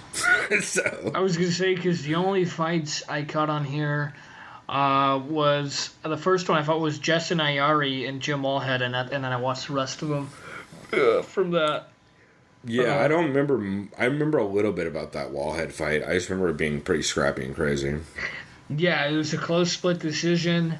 The Nick Hine fight was pretty unanimous. He just kind of pieced up Bang. I know that's probably not how you say his name. Yeah, Tyson Bang, you're right. And Ryan Bader. Oh that was my an God, interesting fight. It's kind of like any non-pay-per-view fight he's in. He looks amazing. Yep. Not trying to discredit him, but I feel like that's kind of the general trend for Ryan totally Bader. Agree. Yeah, actually, you know what? For the next break, I'm gonna put the clip from the Fight Companion podcast. I forgot to mention Joe Rogan's Fight Companion podcast, which is just in his regular Joe Rogan Experience RSS feed. They were watching the Ryan Bader Ilir Latifi fight live, and holy shit, their reaction was fucking hype. Because Ryan Bader bodied Ilir Latifi in that. It was fucking ridiculous. The way he hit that knee. He had that feint switch, right? He had like a little feint into a switch with the kick, and it turned into a fucking knee. Totally exactly. He actually turned the knee over, or the kick over into a knee, and just fucking gorgeous. Everything about it was gorgeous. And he was getting pieced up a little bit in that fight. Like I still think he won the first round, but he got lit on fire at the end of it. Yeah, that's right. Actually, Rogan and Eddie and I forget who else was there, had a pretty interesting conversation about how you score that. Because, Bader won 4 minutes and 30 seconds of that round, but Ilir Latifi caught him with a big-ass shot towards the end of the round. So, who do you score for? And knock him down. So, does that go to Ilir or does that go to Bader? Which is still not, it's kind of one of those things in MMA where it's not like boxing where there's a definitive, oh, you got knocked down, so you lost the round kind of thing. So it's tricky. They had an interesting conversation about that that's worth checking out. The Alexander Gustafsson Jan Blachowicz fight. Yeah, that's just a matter of just Gustafsson just playing it safe. I get it because it's his first time back in a while, right? Playing it safe, but he got fucking tagged hard. But yeah, he did get tagged. He might have lost that first round. If he as soon as he figured out he could get the takedown and just lay on Jan Blachowicz, it was pretty much over. But for that first 3-4 minutes of that first round, he was getting pieced up just because Blachowicz came out on fire in that fight. Yeah, that's very true, actually. Fuck. That's a good point. Yeah. So. Yeah, but I always worry about Gus. I like Gus. Also, shouts out San Diego, Alliance MMA. Yep. One of my favorite gyms on the planet. Not just because Angie Overkill Hill is the best. You should definitely check her out. But, Alex Gustafsson, I worry about that kid. I want to see him get another, median, top 15 fight, not top 10, just to kind of see where he's at, because you can't throw him back into the fire the way he's looking. He's just going to Is it okay if I interrupt you for a quick second right now? Yeah, go for it. That was all I'd say. I'm about to have a heart attack because our San Diego Chargers, not that you care as much as me nearly, right. But they're a garbage team. So let's call it this: garbage as far as their history. They're perennial underachievers. We'll leave it at that. Oh yeah, let's just say. Remember, I told you at postseason. halftime they're up 21-3. Right now it's 27-17 Chargers. The Chiefs have the ball on San Diego's 15-yard line. It's fourth fucking down. Okay, they kicked a field goal, so now it's 27-20 Chargers. Thank fuck. So they're still up in possession, but goddamn it, now there's 3 minutes left to play in the game. So that means only 3 minutes. Why the fuck? I guess you go for the field goal and try and get a stop early. Yeah, but see, since there's 3 minutes, the Chiefs are obviously not going to do an onside kick, so now they're just going to play it safe. Kick it off the Chargers, try to rely on their defense and get the ball back, and then they'll probably, if they score a touchdown somehow, which I hope the Chargers defense plays good, then they'll probably try to go for 2, blah, blah, blah, blah, blah. I'm going to just turn this shit off so it doesn't stress me out, so sorry, I just had to... It's all good. That's why, shouts out to the city of underperformers in the postseason. We are the best at it, and no one can fuck with us. A lot of y'all other motherfucking teams think... It was formerly Cleveland for a while as far as being terrible. I was going to say, all y'all other cities think you guys are good at underperforming postseason. You ain't got shit on us. We went to the Super Bowl and ate a bag of dicks. And both times in the World Series. Oh, this is a sad thing. The San Diego Padres have been to the playoffs. They've been around since 1969, by the way. A total of four fucking times. 4 fucking times. How do you do that? Granted, 2 of those are World Series trips, but goddamn, that is so embarrassing. Anyways, I'm done talking. Especially when you have monsters on your team like Tony Gwynn. Yeah, one of the greatest hitters of all time. Shouts out to Ale Smith with the 394 AL. Anyways, I'm done preaching. We already know how San Diego underachieves at life. Not the weather and living conditions. Of course, that is pretty much perfection. But right, it's the people that's the problem. The sports and the everyone else here. So yeah, the trash people. Shouts out to all y'all military folk. You yell at me a lot for shit that I don't do. So maybe remember, it's 9/11. That's not appropriate. Oh, that's right. I shouldn't be shitting on the military on 9/11. But if I was going to do it, I'm just saying I wish the Blue Angels would fly themselves into buildings because I fucking hate those trash monsters. All right. My. Happy 9/11, y'all. All right. So we're going with... That's terrible. Yo, Blue Angels feel Camp Matt Steel Beans, bro. I mean, they fucked so many recordings I've done up because they're just trash people who need attention. So that's what I have to say about that. Let's go ahead and jump into Barnett and Arlovsky. Holy shit. Just holy shit. That's pretty much what I have to say about this fight. Yeah, man. The first 30 seconds, those exchanges were fun to watch. It was insane. Ben Askren and Joe Warren on Lineup MMA this week, they even mentioned, like, I don't think I've ever seen people, like, in 25 seconds, like, 3 different drops, 3 different people dropping people, but it was both people. So, like, Josh Barnett, in 25 seconds, Josh Barnett dropped Andre. No, other way around. Yeah. No, Josh Barnett dropped Andre dropped Josh, and Josh dropped Andre, all in, like, 25 seconds. It's fucking chaos. And they were all clean shots, too. When you watch the replays, they're just really short, tight hooks to the chin and stuff like that.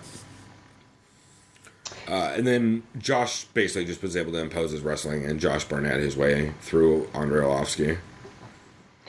Yeah, pretty much once he got his back, it was just kind of game over from there. So yep. He hit that Kimura sweep takedown, which is pretty rare. Yeah, you don't see that often. Yeah, that is true. That's a good point. Yeah, they were talking about that on Lineup MMA also. They're just like, yeah, I mean, because Sean Wheelock, the ex-Bellator commentator, current, I think it's Titan that he commentates for, something like that. Great dude, and love the podcast. He's the one. It used to be the podcast that he did with John McCarthy, and then it switched to Joe Warren and Ben Askren. But he was like, "Oh, I love the old catch wrestling throwback, like looking like Carl Gotch hitting Kimura sweeps and stuff." And they're like, "Yeah, but like that's trash wrestling because it doesn't work in actual wrestling." So don't know about all that because Ben Askren and Joe Warren were both like Olympic competitors or almost. Warren was. Yeah, like basically Olympic tier level wrestlers. Yeah. Well, I know Warren competed in the Olympics, and I know Ben was like, I don't know if he actually made it to the games, but I know he was on his way. I know he had the tryouts from what I listened to. Well, and I know he's dealt with USADA and stuff in the past. Both of them have because of that.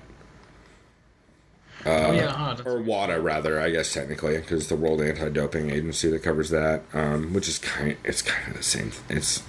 It's dumb. But yeah, they on that podcast also, they just always talk. They're so fucking knowledgeable about testing because they've been doing it with these same people, like Jeff Nowitzki and those dudes. Literally, they've been tested by that guy like for 10 years now because of wrestling.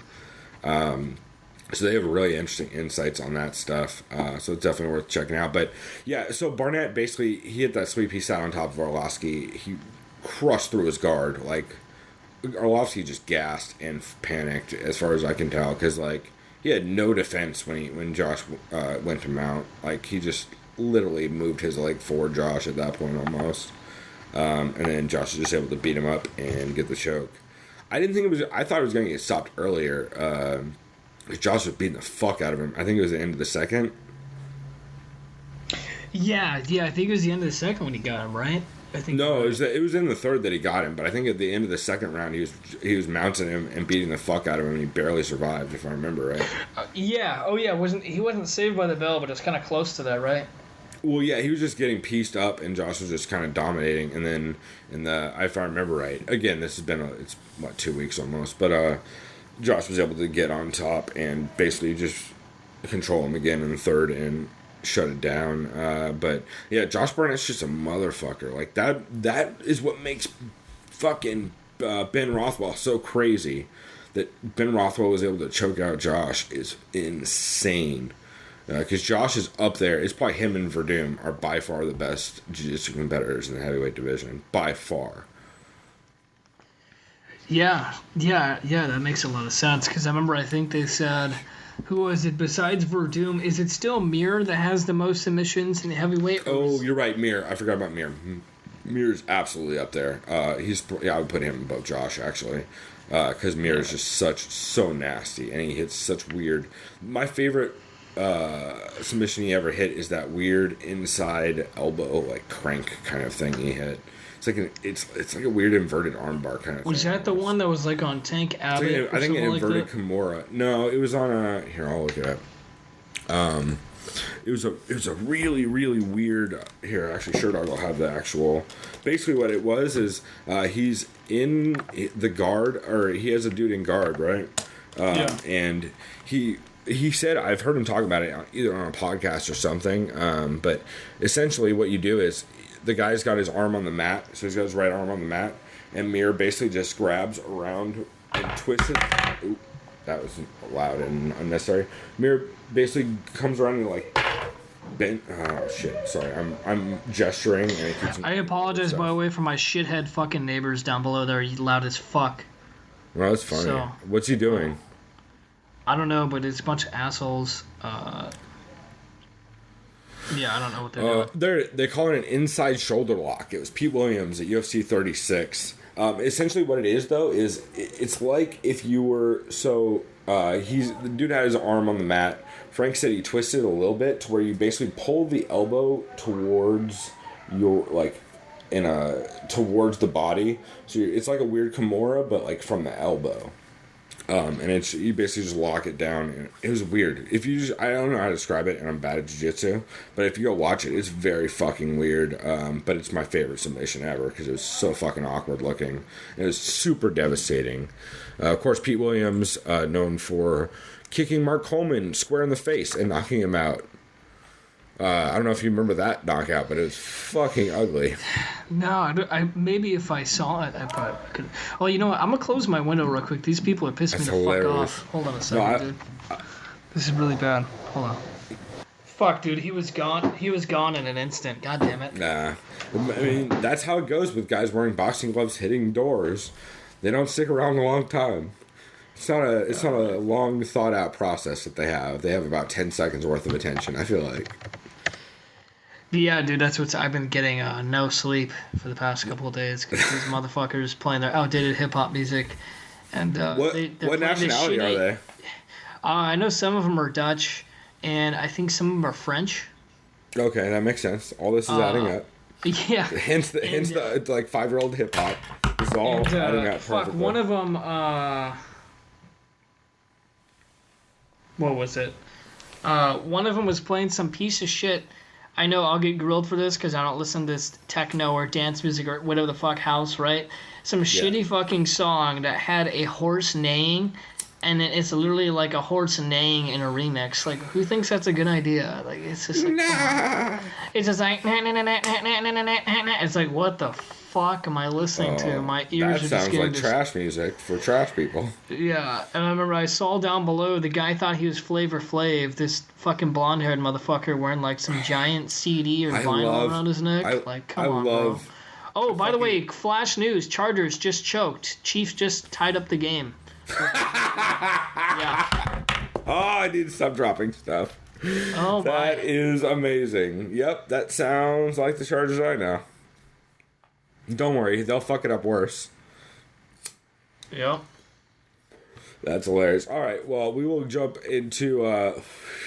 that was the Germany card. I liked it overall. It was the time was weird since it was early in the day. It kind of threw me off. I actually missed the first chunk of it. I had to go back and watch it. But those early cards I like if I know they're going to be early ahead of time. But a lot of times I forget, and then I look at my phone at like noon, and I'm like, oh god, half the fights are over. So that's how that went. Overall, pretty good card. I enjoyed it. Yeah, I mean, yeah, it was pretty decent. So nothing to complain about there from the Arlovsky Barnett. So also happy that Barnett got a win. I really like that dude. You should go check out Jessamine Duke or Shayna Baszler's streams on Twitch at Queen of Spades. What is it? Twitch. I think on Twitch she's at Queen. QO Spades on Twitch, I think, is Shayna, and then White Mage 01 is Jessamine Duke. They have fucking hilarious streams that are super good, and I definitely recommend checking it out.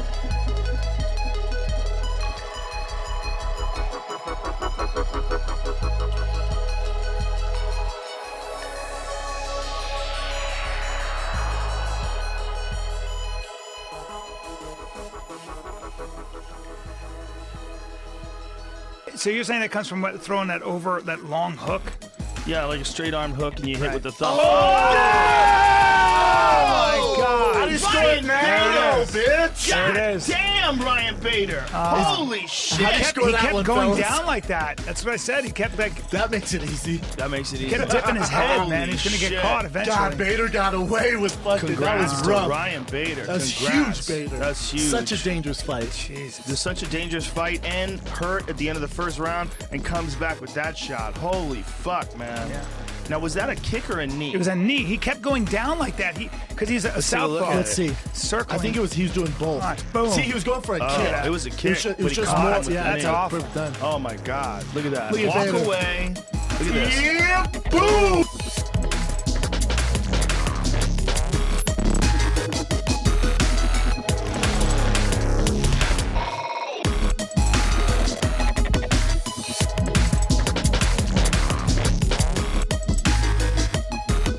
So, all right, now that we've gone through that, we will jump into UFC 203. What do you think of this card overall? Okay. I think weird would be an understatement.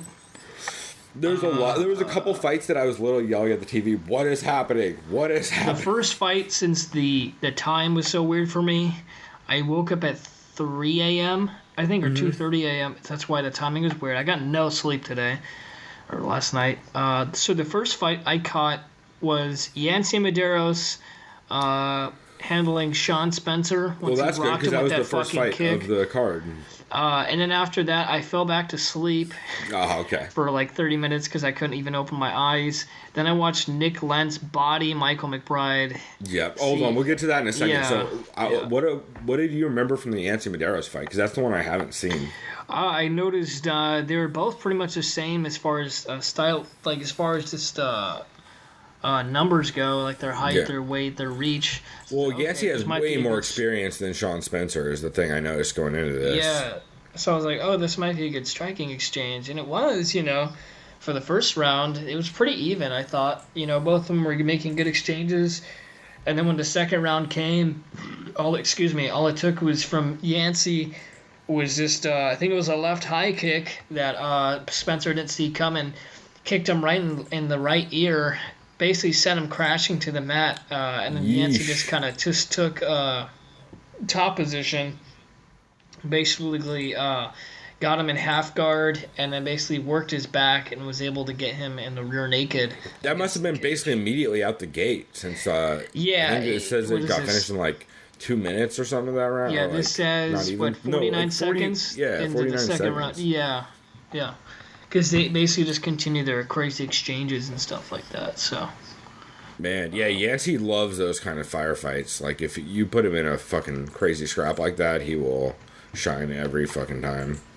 That's awesome. I'm gonna have to go back and watch that one. That was the one I missed because I actually was moving yesterday, which is always a fucking pain, and I did not get back in time. So. Missed that one, but I'm definitely going to go watch it. I did get back in time to see Drew Dober kill a man. I don't. Oh, that's right. This is one of the ones you missed, right? Yeah, this is the one I missed. So I came back like right around the time this fight started, and I caught it about a minute in. So for like 45 seconds, I was like getting shit set up, and I see Drew Dober just like pressuring and kind of putting the pace on a dude, and then I turn over and the guy's dead on the, on the mat, and I was like, "Oh Jesus!" So I went back and watched it. And just Drew Dober just bodied a man, like he just killed the dude. It was just ugly. I was like half paying attention because I was getting stuff set up, but was it like a flash KO, or was it just kind of set up to where he just countered him and he just lights out? I can't remember because again I was barely watching it at the time. But he basically, I just remember him putting a lot of pressure on the guy and then just catching him with just a gnarly shot that was fucking ridiculous, and then just following up with death afterwards. But yeah, Drew Dober's, like a lot of people count that dude out because he's had some tough losses, but he absolutely is shows the fuck up in these fights. So I forget, is Dober currently ranked in the top 15? I know there's no way, right? Like here, you pull it up on your side actually if you can. Here. So here's the thing with the rankings too, though, is like fucking Conor McGregor is like number one, like all time ever on like every fucking shitty ranking. So it's weird. I don't know how, like, most of those rankings are done by media, but media should really not be trash people like they are, because it's fucking very tough. I know the. Have you ever listened to the Hammer MMA podcast? No, I think you've mentioned it multiple times. Who is it again, though? Fuck, if you find him. There's actually a couple people on that, and I always forget their names. One of them sounds like Neil deGrasse Tyson, who's like a black Canadian dude, but he sounds a lot like Neil deGrasse Tyson, which is funny. Oh, he's that Cosmos guy. Yeah, it sounds a lot like that guy, which is always cracks me up. But yeah, it's I'll you know what, we'll sign that for you for next week. You can check that out. They actually have two podcasts in that feed. One of them is on hold currently. It's the Hammer MMA Canada, which is focuses mainly on the like small Canadian shows. So like I think XFO and like stuff like that. Also, what's that one big Canadian organization that just came back? I can't remember. But that'll be good. Like they cover a lot of cool small Canadian shows. And then they have their regular podcast, which is, I forget the dude's names on that. But one of them sounds like Neil deGrasse Tyson, and one of them sounds a little uppity and hipster, and one of them sounds like a regular person. And they generally have differing views. The problem with MMA podcasts is like, boy, did they like George St. Pierre and Rory McDonald. Canadian MMA podcasts. It's a thing. Like, they have clouded judgment, and they're all WWE fans. So like, there's a lot of weird CM Punk hype around all that. But anyway, way off topic. But yeah, for next week we'll check out the Hammer MMA podcast, and you can let us know what you think of that. All right, cool, man. Cool. Well, yeah, so Drew Dober, I mean, he has some losses. Actually, he has losses to weird people. Like, he has losses to Nick Hein and Efren Escudero, which is weird. But he also shows the fuck up sometimes, so I don't know. Drew Dober came out on fire in that one. Looked pretty good. Nick Lentz and Michael McBride. Nick Lentz just killed this dude. It was really rough. Yeah, I was gonna say it was McBride, the guy who's a black belt in Brazilian Jiu-Jitsu, because I know he had really good defense on his back the whole time. He did, but he also was just getting mollywopped the entire time too. Yeah, because Nick Lentz is one of those Iowa wrestlers. He was undersized compared to McBride, but he just knows how to handle his grappling and just take control, whether it's side control or any sort of control. So really, ugly. So it should be noted, McBride was a 1 week out replacement for the fight. It was short notice, And it shows. Like, the whole time I was watching this fight, I kept yelling, like, actually, my girlfriend was in the room for the time. I just kept yelling the entire time, like, oh my god, he's gonna kill this guy. Like, it was just so lopsided.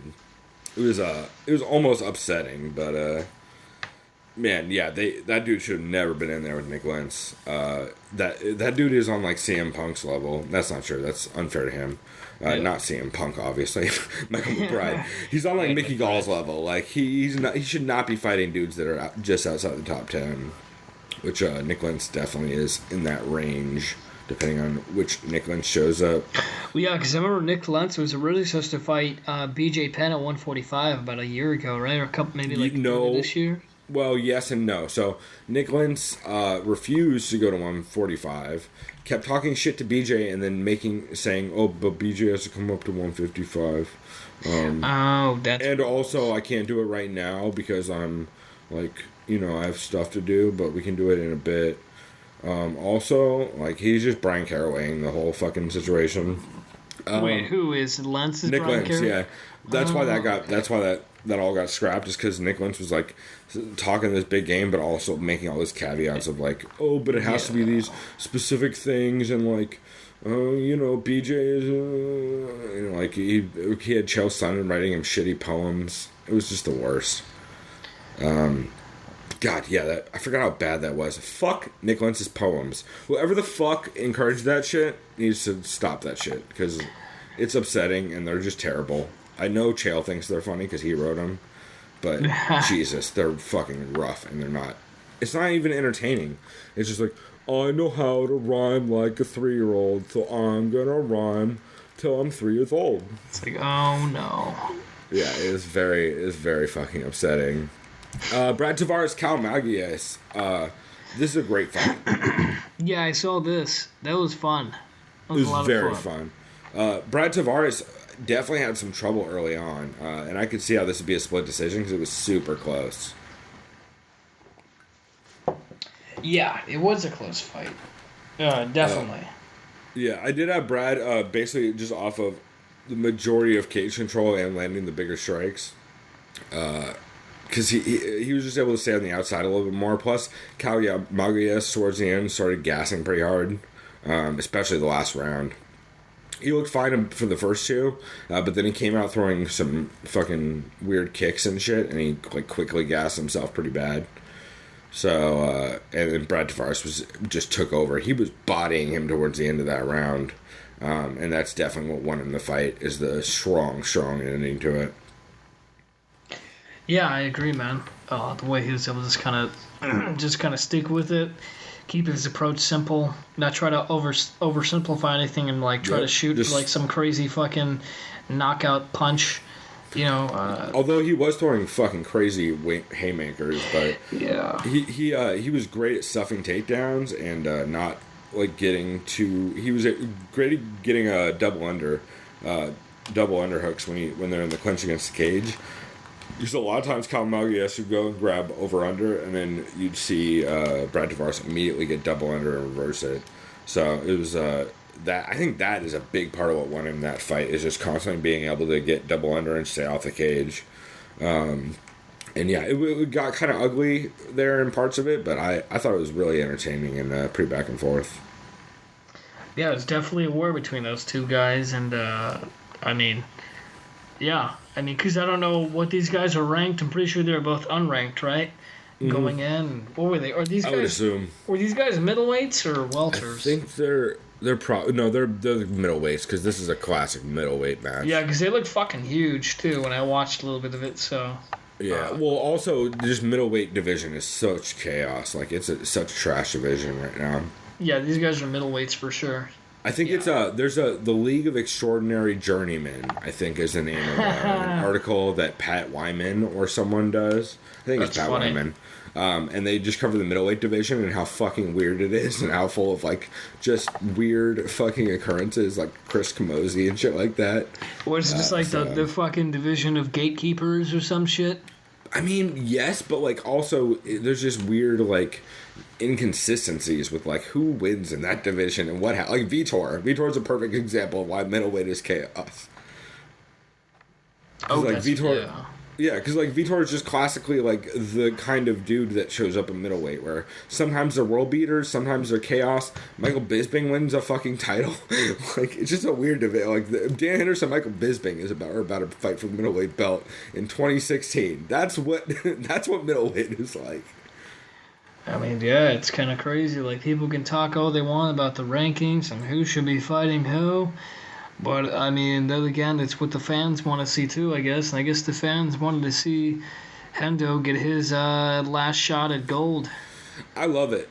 I know Joe Rogan pushed really hard for this fight. I think that's why it's happening, or a big part of it, plus the fans. Because I know Dana was shitting on it forever. And Rogan even said on his podcast, like, I texted Dana. He said, like, I texted Dana, like, yo, okay, we need to make Henderson Bisping happen. Dana was like, no, it's never going to happen. Rogan's like, I get that, and I totally agree, but we need to make it happen. So, it should be, that'll be a weird fucking fight. Either way, I'm happy whoever wins that. Yeah, it doesn't. Yeah, I'm not like taking sides on that either. It doesn't matter to me who wins that fight.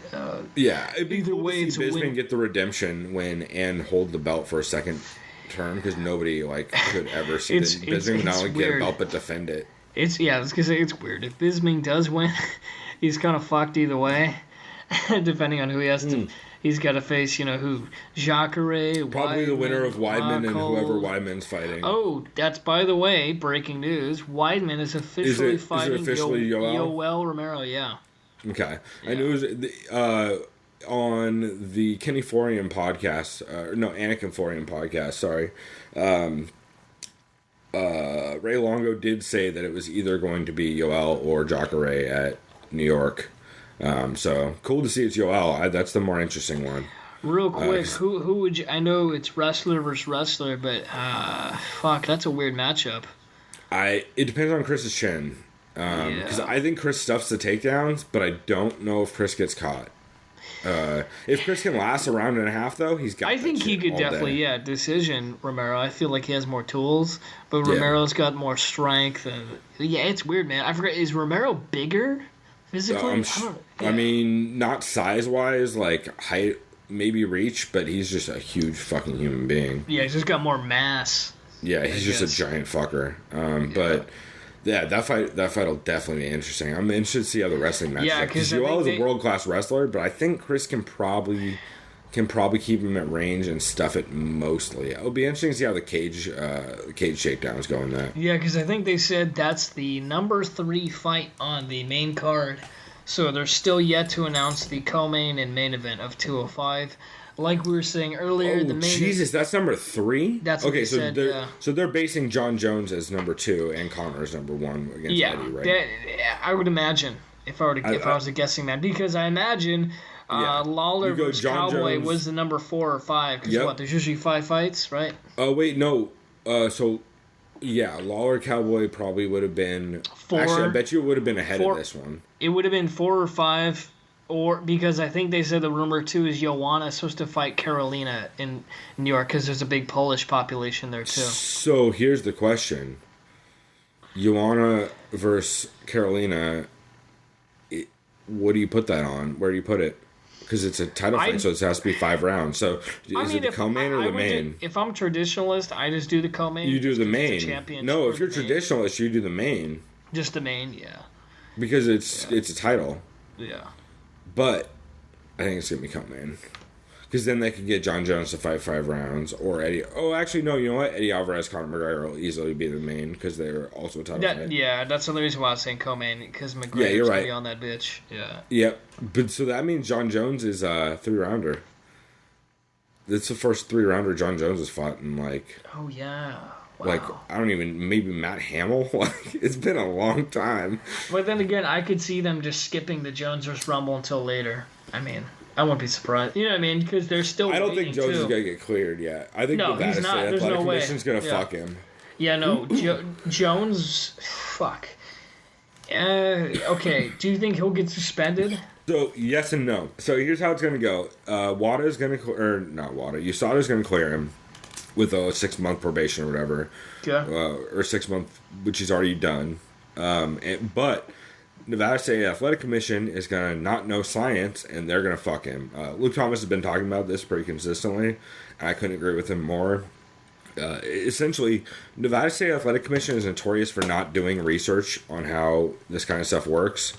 And since it was in competition, the one that, or it was like because it was the night of the night before the fight or whatever. Nevada basically has a say on whether or not John gets suspended, and I don't think they think they're going to make enough money to not suspend him over it.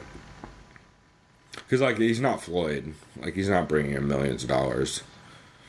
He's bringing him, like, some money, you know? Yeah. Oh, by the way, breaking news, Chargers are about to lose the game in overtime because they had the ball first, then they had to punt, now the Chiefs are on their 37. It's so fucked, dude. Did I say this on the... Typical Did I Chargers say this earlier in the podcast? Yeah. They're fucking a trash team. And shouts out to San Diego sports being never not disappointing. Like, some people argue that being a Bills fan is harder. I argue that having hope and having the hope taken away is worse than never having hope. But, you know, what are you going to do? Yeah, it's goddamn it. You like how I use the Bills? Yeah, because, I mean, well, okay, let's be real. If you lose 4 Super Bowls in a row, I would stop being a fan after the second Super Bowl loss in a row. So, that's bad enough. Fair weather pitch. Like, come on. But, That's hilarious. All right, so we'll get back to the card. So, Betch Correia, Jessica Eye, what the fuck? Yeah, that's the one fight I caught like the first maybe round, and then I fell back to sleep again because I could stay awake, and then I woke up and who's it? Betch won. I guess. Yeah, that's bullshit though. She fucking did not win. She didn't win. Okay, see, I don't. So well, how did no, it go? she did. She did win technically, according to the shitty judges. Jessica Eye dominated that fight. Betch definitely won the third round, hands down. But Jessica Eye definitely won the first and second. Basically, Jessica Eye was piecing her up from the outside. They're both tagging each other, both throwing a lot of overhands. Jessica Eye just kept relying on that right, and if she ever set it up with the left hand, she would land the right every time. But when she would just fucking throw the right out of nowhere, Betch would notice it every time. So it was a little frustrating to watch sometimes. But they were definitely both tagged each other. Jessica Eye caught Betch early and like right out the gate, hit her with a huge overhand right. I think that's why she kept going back to it the whole fight. But I mean, overall, it was exactly what you think a Jessica Eye Betch Correia fight would be. The third round, Betch started coming on strong, landed a couple big shots, but like nothing that significant that I saw. And I think that I was literally yelling at the TV of this decision. I thought it was fucking horrible. I absolutely think Jessica Eye won that fight 29-28 all fucking day. Like, no question. Maybe 30-27, but probably 29-28 all day. Fuck, I'm going to have to check that out again then so I could agree with you, because that's, I mean, fuck. It's definitely worth watching. It's a fun fight to watch. Because neither one of their defenses is that immaculate. So it's just a lot of, like, crazy fucking exchanges, and both of them just pressuring a lot. Jessica Eye has been looking a lot better though. But she got this loss, which I don't think is a loss. This is also, we should say, the first female MMA fighter to have 5 losses on their record inside the UFC, which is kind of significant. But if you look at her 5 losses, they are against monsters, and some of them are debatable. So I definitely want to see Jessica Eye back. I don't think she lost that fight. I hate Betch Correia, but that is aside from my opinion on it. I did love that Ohio just booed Betch the whole time. Yeah, that crowd was really interesting, man. It was weird. So Jessica Eye is from Ohio, is why they booed Betch so hard. But that crowd was weird. Yeah, I noticed that too, especially during the a lot of the fights, the Riot fight. There was booing. I kind of feel like when crowds boo, I assume it's casual fans that don't know what's going on, so they're just like, fuck it, no one's standing and banging, bro. You know a perfect example? We were there for the perfect example, San Diego, when Holly Holm fought. Oh, yeah, that's right. Remember everybody she fought against Marion Renault? Yeah, what's her name? Which, by the way, after that fight, she got a fucking title shot and knocked out Ronda Rousey. So, like, maybe take it down a notch, fucking shitty fans. But, yeah, everybody in the arena was booing, except for, like, you, me, and the dude next to us that hugged me when Frank Mir knocked out Todd Duffy. Yeah, that's right. That was actually a really fun event. I absolutely recommend, like, if you're in the LA or San Diego area, definitely come to the San Diego cards because they're normally in Sports Arena, which is a small venue, and it's fucking fun.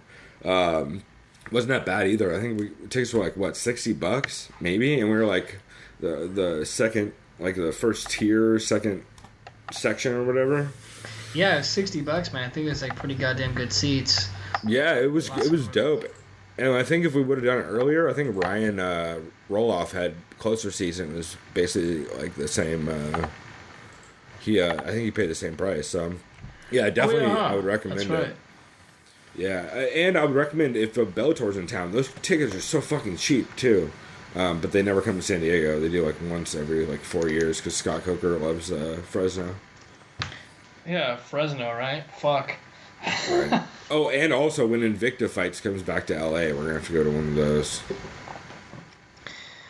Oh yeah, that's all their right. Stuff out in Kansas City, but when they come back to LA to the hangar, actually it's not even LA, it's Orange County. They go to the hangar, and I love that venue. I've heard good things about it. I've never been there, but I love it as from a viewing perspective, rather.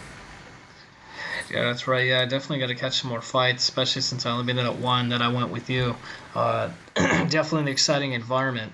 So yeah, we'll have to. You and me will look up some local shows too, and we'll go to those. The only one we're not going to go to is there's one promoter down here that's a fucking shit show that is like notoriously. You know that Soccer Mom knockout one video? What's it called? There's a pretty famous like soccer mom gets knocked out because like some chick shows up in a shirt and fucking shorts and just gets bodied by this other girl. Is this sanctioned or unsanctioned fights? Well, so here's the thing. It's on Indian reservation, so it's sanctioned by the Indian reservation, but not by the athletic commissions or anything. That's interesting. Yeah, so those are down here. That was actually in San Diego. Is that soccer mom knockout? I think it's like XCFC or some fucking weird combination of letters.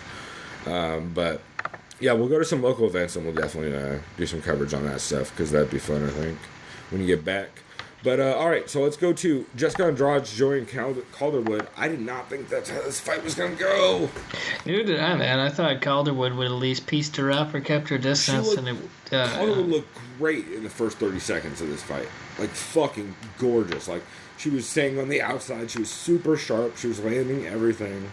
And then Jessica Andrade just made it ugly as fuck.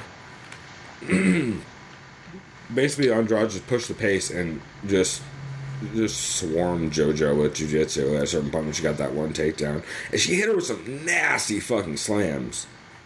Like, those might be the best slams I've seen in wrestling-style slams I've seen in the 135 or 115 division. Yeah, that's a good point. So, she hit some crazy takedowns, like, where she's, like, literally, like, old-school fucking Matt Hughes style doubling, like, firemen's carry double-hanging people and then just diving onto them, like, it was wild, some of the takedowns she hit in this fight and how hard she landed on JoJo.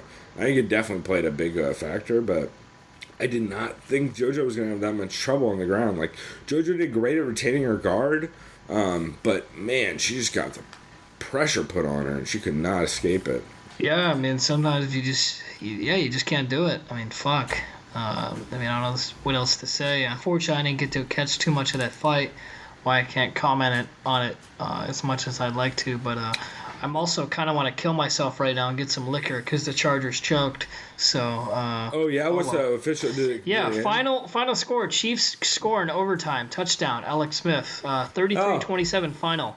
Granted, the Chargers were up 21-3. You don't have to include this, but it just shows how depressed I am because I'm too much of a football fan. This is perfect because it proves that I was 100% right earlier when I said Chargers can't fucking hang. Let's be real. I expected the Chargers to lose like 24-10, something like that. You know what I mean? But like 2 touchdowns.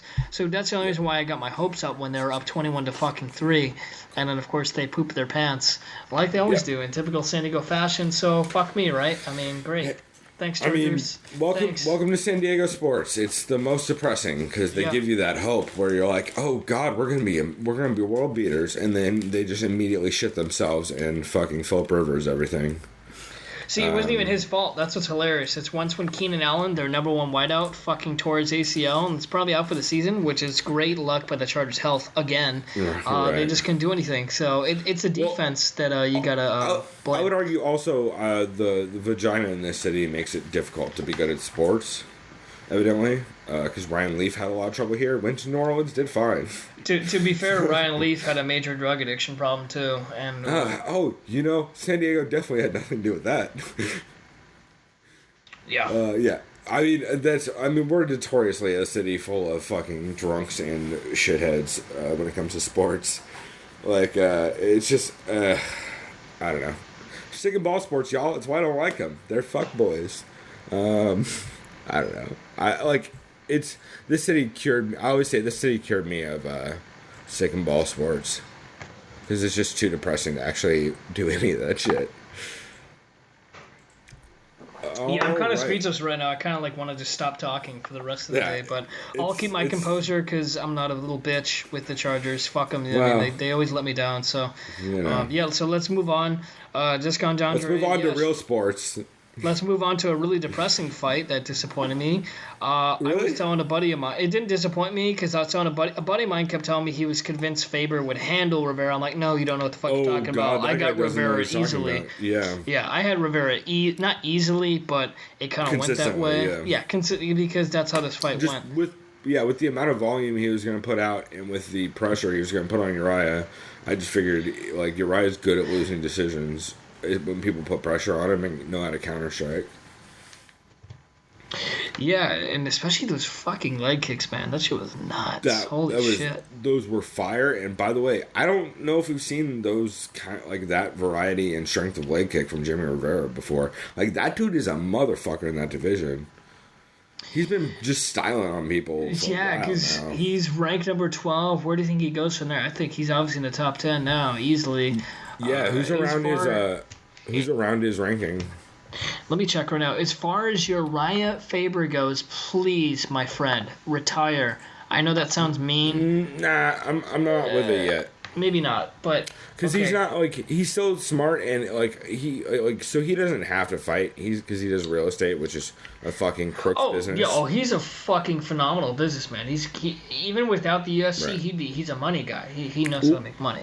Well, and also like Mr. Conor McGregor pointed out, he does make percentage off of a lot of his fighters, even though he says he doesn't.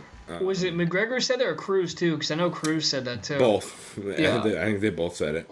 But yeah, you're right. Cruz was the one that blew him up about it. And it's also because Cruz is one of those guys who would never ever do that shit and hates that shit. He'll just promote his camp. Who is it? Paulo Reyes. Wilson Hayes, those guys out of Alliance. Exactly. Also, though, we should say we are fucking super biased because of course San Diego homers over here. But it's fun. Yeah, but Jimmy Rivera just styled on Uriah Faber. I like Uriah. I want to see him continue fighting. I want to see him not fighting people in the top 10. And not open-hand eye-poking someone when he's losing the fight. That was fucked up. It's weird that Rogan... they said... they said Rivera's retina is scratched to hell. They said he's gonna... I don't know if he needs surgery or what, but they said it's pretty fucked. So here's what I think happened, which is the dumbest shit about it. I think he literally was giving a Nate Diaz shout-out and tried to stalk and slap somebody and was shitty at it. That's what I thought. I don't think it's intentional. No, because we've been seeing a lot of guys do it over the last couple of fights, and they train with Nate here and there. So, by the way... This is before they update the rankings. These are the top 15 bantamweights. I'll run through them. Number 15, and I'll go up. So Frankie Saenz, 15. Johnny Eduardo. Takeya Mizugaki at 13. Jimmy Rivera was number 12 going into that. You got Eddie Wineland at number 11. I don't know how the fuck he's there right now. I haven't seen him in 5 years. Oh my God, Jimmy Rivera and Eddie Wineland would be so fucking Thomas fire. Almeida at number 10. John Johnson at number 9 is currently about to fight John Lineker, the number 5 guy, in about 2 weeks. I don't know why they did that. I still don't agree with that. Michael McDonald went from 5 to 8. Aljamain Sterling is in limbo right now at number 7. Cody Garbrandt. Garbrandt's at number 6. Supposedly he's going to fight Cruz. I don't believe it until I see it. I feel like Garbrandt's going to have to fight someone like TJ Dillashaw or someone who's actually in the fucking top 5. Yeah, but actually top 10. Actually, Joe Silva's on his... Joe Silva's on his way out, though. So it's WME making that decision, son. Which means we'll see, put the tattooed fucker in the front. And this is the thing. The reason why I don't want to see Garbrandt fight Cruz is I think Cruz just dances around him and just outpoints him, just not easily, because obviously Garbrandt can catch anyone, blah, blah, blah. We know he has that knockout power, but Cruz's face, that's what they said about Dillashaw, man. And Dillashaw has more intangibles and skill set than Garbrandt by far. Yeah, here's the difference. Is I think Dillashaw maybe wins the second Cruz fight.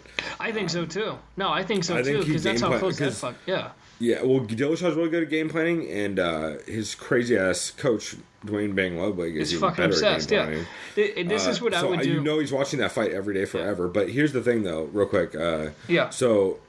So I think Cody, Cruz said exactly the right thing, I don't see it any different, is that Cody Garbrandt is that dude who throws fucking power every time. He throws power and he throws volume, but what he doesn't, that is literally when you load up on shit, that is the perfect way for Dominic Cruz to win.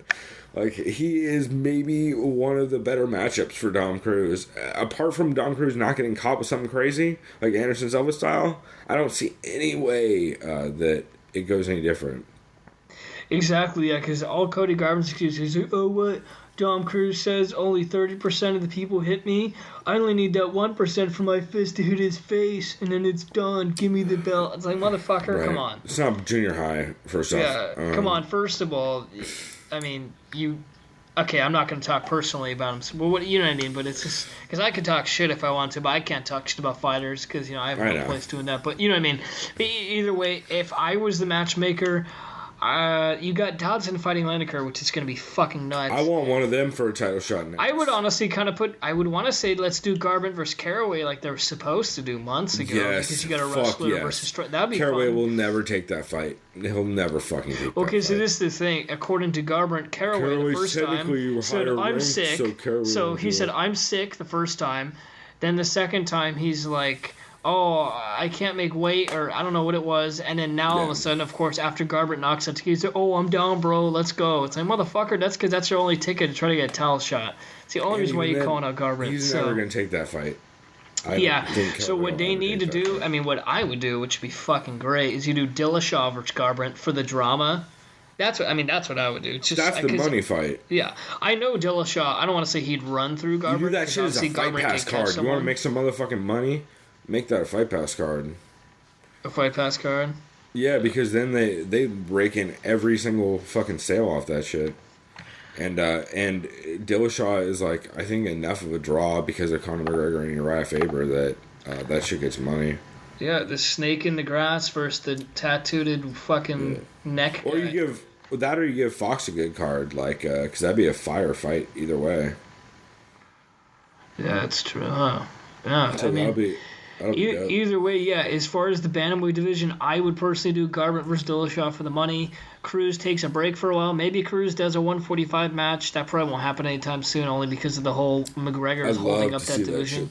Yeah, that's 4 years down the road, I'm sure. I mean, yeah, if Cruz were to fight someone at 145, I'd love to see him. I would want to say Aldo, but Aldo would leg kick the fuck out of him. So I'd almost want to see Cruz versus Holloway, just something for fun. But Cruz says he only wants to do it if it's for the title, and I get it, because he wants to be a 2-division champ, and that would be kind of cool, too, if he could do it. Yep. I mean, at this point, the bantamweight division's fucking stacked. I would do Garbrandt, Dillashaw, Faber. I mean, he was number 2, right? Where does he go now? I think he goes to number 10, dude. You got to drop that motherfucker to the mat. From 2 to 10? Yeah, so you got to drop him all the way down. Maybe not. I don't know. I just don't know why he was number 2 where was Rivera? I just don't know why he was number 2 for so long, dude. That guy's just been losing. Where was Rivera? He was number 12 going in. I guarantee you, Rivera's going up to at least 9 or 10. Well, you know why he's number 2 is because fucking journalists make this shit. Well, yeah. I know. And it's because he's a name. Because he's an easy story and he gets clicks. That's why Conor McGregor is at the top of every journalist, pound for pound list. Exactly. Yeah. There's no fucking reason for any of that. But yeah, he just essentially, because he's a name, it's the same reason Phil Brooks would have been on somebody's list if he won, which we will segue right into. I was going to say, we should probably get into that now. Welcome to my main event of the evening, because this was all I cared about. Yeah, I Mickey love all these Gall fights, but versus, I love Mickey Gall. Yeah, Phil CM Punk Brooks. That's right. Mickey Gall, everyone go listen to the most recent Punch Drunk Sports podcast. You can find that at punchdrunksports.com. They are the fucking, maybe one of my favorite podcasts ever. They do have Danish and O'Neill call in, pretending to be GSP and the Diaz brothers. They have a running bit with that. Currently, I think the lore on that is that GSP got buried in the desert in a refrigerator box because the Diaz brothers got him high on kitty litter, and then they buried him, and then they impregnated Ronda Rousey, who also called in. These are all calls that, like, where they're doing Diaz brothers impressions and GSP impressions. It's fucking incredible. It's just the most chaos I've ever heard. It's been a break from it, but I have a feeling it's coming back soon. So keep an eye out for that, because that's been great. Also, if you just Google Punch Drunk Sports Diaz brothers or Nick Diaz or Nate Diaz, there's a lot of great pontoon jokes. They always joke about how they're buying pontoons, and that's what they invest their money in, is pontoon boats. I don't know. It's just the weirdest fucking funniest shit. Also, GSP calls in and he talks about how he's addicted to kitty litter. And he goes through bags of kitty litter a day. Also, he thinks kitty litter is a drug. It's a whole thing. But definitely worth checking out. Anyway, we got way off topic. The reason I brought that up is because Mickey Gall calls into that show all the time. He's actually a big fan of it. Because he called in saying that, and he name drops like deep references about the show all the time. So yeah, Mickey Gall is just a man. He was fucking hilarious. I even tweeted out. I think Punch Drunk retweeted me. Wait, let me see if I can find my phone, and I will tell you exactly what I tweeted. But I think it was something along the lines of, if you're not rooting for Mickey Gall, you hate. I think it was Comedy, America, and Good People, which is pretty much how I feel about it. Mickey Gall is just consistently, you can hear in that post-fight interview, he's just the dopest, right? Yeah, just the way, I know it's too much profanity, man, but it's like, you know what? That was the best part. He did that shit on purpose. He's just speaking his mind, man. Of course, everyone's going to be unhinged, and they don't give a fuck about censorship or anything like that. He did that on purpose, though, because you could see him lean in and yell fuck at the camera every time he did it. Yeah, he's just playing the heel, man. He's calling out Sage, blonde, I'm gonna knock the blonde out of your spikes or spikes out of your hair to fucking whatever Northcutt. He's been saying that shit on the Punch Drunk podcast for a while now, and he yelled at him during that. But yeah, absolutely. Like, I actually like him in that fight. I think he's kind of more well rounded than Sage, and I think he, like, depending on how he deals with bad situations, he can maybe get that win, which would be huge. Could you imagine if you beat fucking CM Punk and Sage Northcutt back to back? You know the UFC is going to make that fight. You know they're going to do it. Because worst case, they will. Like, it's a good chance for Sage to get a big win. Because then Sage beat the guy who beat CM Punk. Yeah.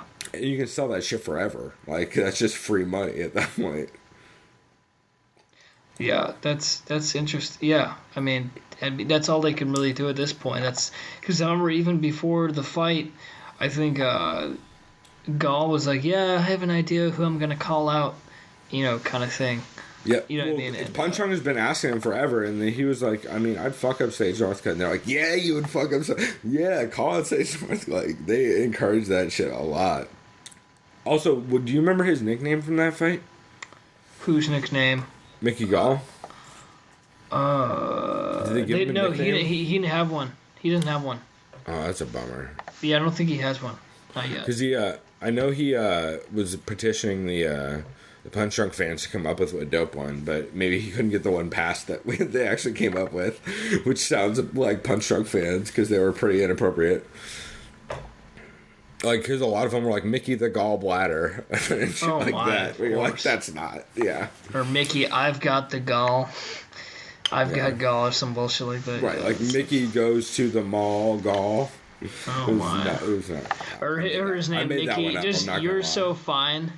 Her I'm so fine or some shit. So we talked about that earlier. I'm so happy that he was able to come out to that song. That was fucking hilarious. It's perfect. It's perfect. It was just perfect. And it's double insulting for CM Punk. Yeah. It's just perfect. Everything about that fight was exactly how... so I talked about it, I think, twice already on this same podcast. But Mickey Gall, during all those interviews with Punch Drunk and calling in and stuff as a fan... He said straight up, he's like, listen, what I want to do is I'm going to take him down and I'm going to test him.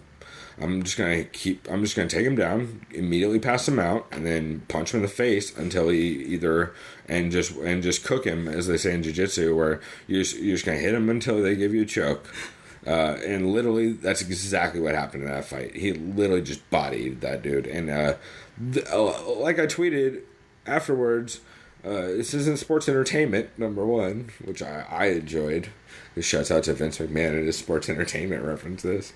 But also, you can't just jump into this sport. That's not how that shit works.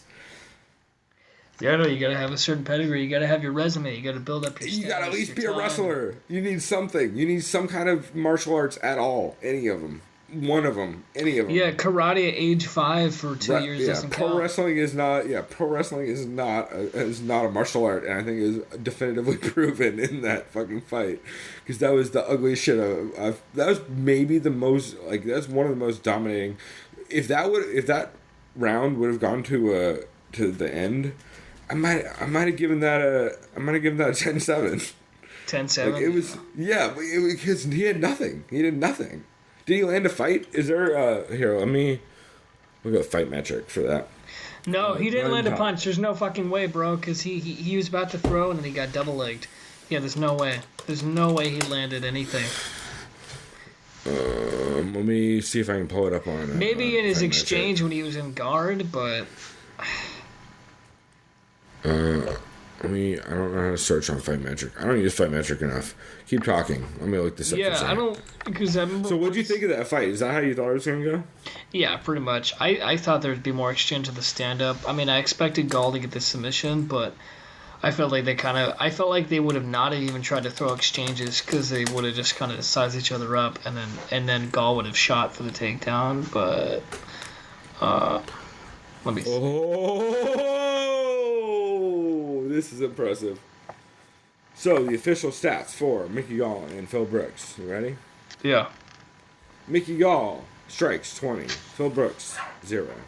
Mickey Gall, takedowns 1. Phil Brooks, 0. Mickey Gall, submission attempts 2. Phil Brooks, 0. Passes, Mickey Gall 3. Phil Brooks, 0. He has straight zeros on his record. He doesn't even have statistics. Oh, man. Wait, if I click Phil Brooks, he has no statistics, does he? Oh my god. Wait, no, here we go. So he has, significant strikes landed per minute, 0. Strike accuracy, significant striking accuracy, 0. Significant strikes absorbed per minute, almost 8.96, so almost 9. Let's see, what is it? Significant strike defense, 37%. Takedown average, 0. Takedown accuracy, 0. Takedown defense, 0. Submission average, 0. It's fucking exactly what it should be. 0. It's literally, it proves exactly why everyone was shitting on that. Because you can't, it's not fair to anyone in the UFC to do that shit. That's why there's small organizations. That's why the fuck there's Legacy or... Well, because even as Dana, they're like, where does CM Punk go from now? And they're like, I don't think he's going to fight in the UFC again. That's what he said. Dana said that? Because CM Punk after the fight was like immediately like, I want to fight again. Dana's like, I don't want to fucking hire another bum. So...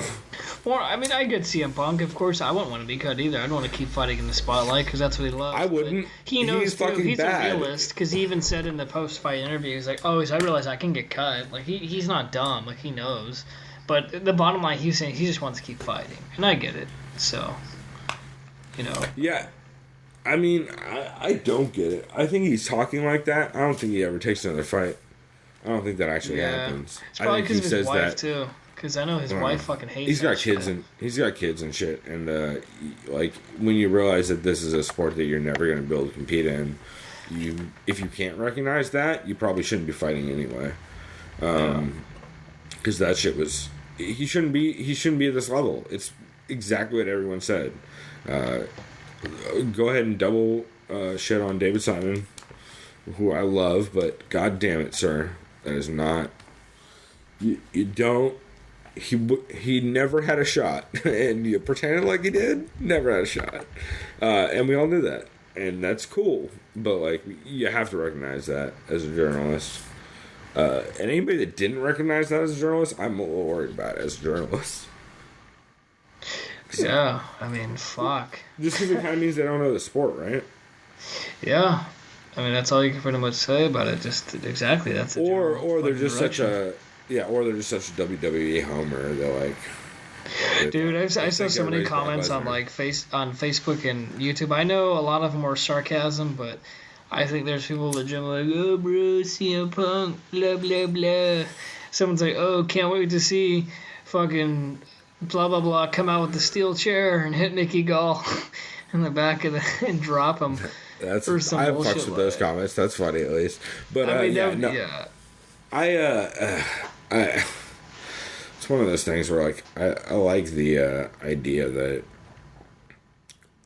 like dudes that like Mickey Gall can get that big a step up in competition and show the fuck up on a big stage, but Phil Brooks should never have been in that fucking position, and it's kind of fucked up for the Athletic Commission to ever put him in it. Like Mickey Gall had 5 fights. Yeah, that's right. Because he had 3, I think it was 5, because he had a couple of amateur fights. No, 2. Yeah, he's had 5 fights. That was his 5th fight. Which is fucked up. Because CM Punk's never fought ever in any kind of athletic thing ever. So and CM Punk's 37. Mickey Gall's what, 24? 24, yeah, about to be 25, I think. Jesus, like, it's fucked up. The Athletic Commission should seriously be questioned about that. But hey, I'm not gonna lie, I'm happy to see Mickey Gall get the win, and I'm not gonna lie, I'm one of those dicks that's not sad to say see CM Punk get beat the fuck up. It legitimizes the sport. Yeah. As much as everybody likes to pretend like it doesn't, it absolutely does legitimize the sport. Because that means that you can't just fucking be a little athletic and pretend like you can do shit and then not get fucked up. Yeah, I mean, to be honest, it would have been fucking hilarious if, like, CM Punk were to catch him with some bullshit and it was, like, some Twilight Zone where he won. That would have been hilarious, but, of course, that's not going to happen. Yeah, I mean, don't get me wrong, right. But... Well, it's like the James Toney Randy Couture thing. It's exactly the same thing. Which thing? That's what that fight was. James Toney, Randy Couture, yeah. Randy Couture, but see, at least James Toney was one of the best boxers in the world previously. Exactly. Yeah, he had that fucking... That's at least a mixed martial art. That's at least a martial art pedigree, yeah. He's a fucking boxer. Right. So yeah. My favorite video of all time is the one where Ben Askren, I think he DDTs CM Punk or something like that in practice. Like, without telling him, he just does it to him, and you can see CM Punk just gets pissed. It's the fucking funniest. I forget what, here, I'll go Google it right now, but it's, I'll send you the link over Skype, but it's fucking it's the best. Do you know much about Ben Askren other than that Lineup MMA podcast? I know he fought in, it wasn't Bellator, was it, One? No. Yep, he fights in One currently. He used to fight in Bellator. He's Bellator champ. Both. Yeah, it was. I know he's a champ of some organization. I don't know if it was One Bellator. And is he a welterweight or middle? I know he was kind of in the, fuck. I can't remember. He is a welter. Yeah, I know he's a wrestler, though, for sure. Because I know he used to be Tyron Woodley's coach in college. Yeah. He's a motherfucker, too, right here. I'm sending you on Skype right now if I can figure out how to get a fucking text window up. Here we go. Here, I just sent you that on Skype. Watch that. It's a 7-second clip, and you see he immediately gets so pissed about it. That's funny. And then tries to play it off, but he clearly, you can see Ben Askren just fucking with him. But yeah, Ben Askren's one of the baddest men on the planet. But yeah, this fight went how I thought it was going to go. I love Mickey Gall. He's the best. Like I said, if you weren't a fan of Mickey Gall, you sure as fuck better be one now. That was a Mickey Gall shout out, if you guys couldn't tell, because that's what he kept doing during the interview. But yeah, it was just great. Everything about that was great. Fuck the hate. Yeah, he's like, be nice, bitches. Whatever he said. Yeah, he's a sweetheart. That kid's fucking hilarious too. If he's a fan of Sam Tripoli and those guys, like, the only thing that's kind of fucked up, but it kind of did make me chuckle. Someone is probably some casual fan on YouTube. Mm-hmm. But it kind of caught my eye. It was YouTube comments are always the worst, so let's hear it. It was the press conference or something, or it was the open workout. So, like, is it just me, or does Mickey Gall look like a creative fighter on UFC 2? Absolutely. Absolutely. God damn it, that made me fucking chuckle. I thought in the that was same hilarious. way that Sage Northcutt looks like a creative... a fighter, yeah. No, I was going to say Sage Northcutt looks like a... create a Saved by the Bell character. Like, if there was that game, that's what Sage Northcutt would be from. But yeah, shit. Absolutely, Mickey Gall looks like that. Because he just has, like, I always expect him to look more like Mike Pyle, but he doesn't at all. Just because I've heard him talk more than I've seen him, and he has that southern drawl.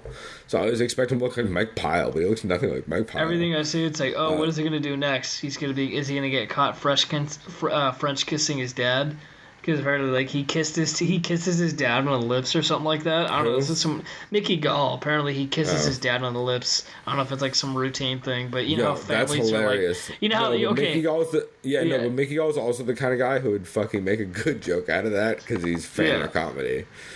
So I bet you we're gonna hear a hilarious Mickey Gall joke about that soon. Yeah. So if we do, we will definitely. Because everywhere I was going, whether it's on Reddit or YouTube, it's like, oh, where's him French kissing his dad, bro? So I was like, what the fuck are you talking about? Like, oh, didn't you see he kisses his dad on the mouth like after the fight or some shit like that? And then now, I think they're like Italian as shit though, or something like that. No, I mean, I get it. Like, some families are just that close. I don't have a problem with it. I don't give a shit. Whatever, it's your fucking goddamn family. Do whatever you want to do. I mean, I don't. Also, I don't care. Whatever. You want to fuck your dad, go for it. Yeah, exactly. It doesn't bother me any. As long as you beat up CM Punk, I'm in. You should love your dad, then that's on you, man.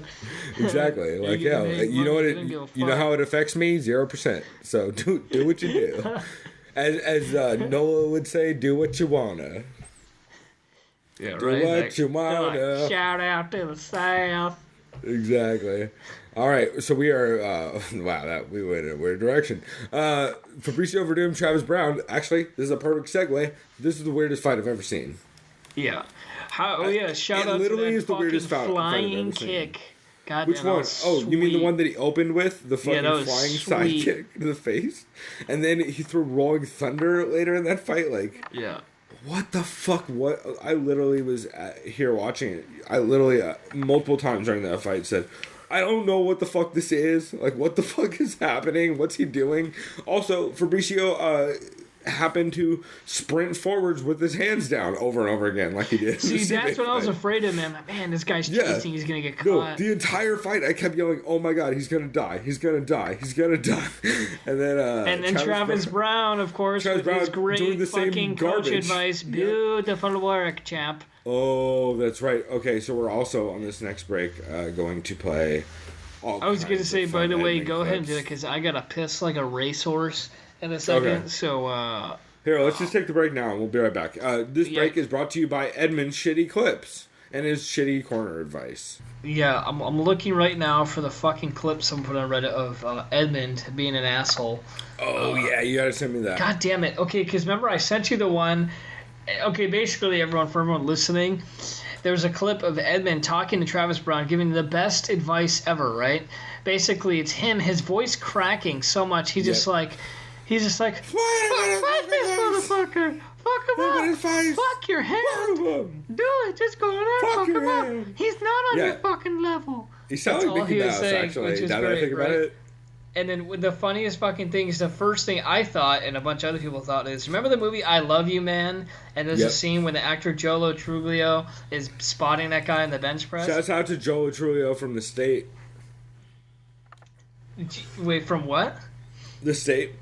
It was a Canadian sketch show back in the day. It's really good. Dave Foley. Because the only thing I remember Joe Truglio from, I know I saw him from Role Models because he's always attached to, like, Paul Rudd.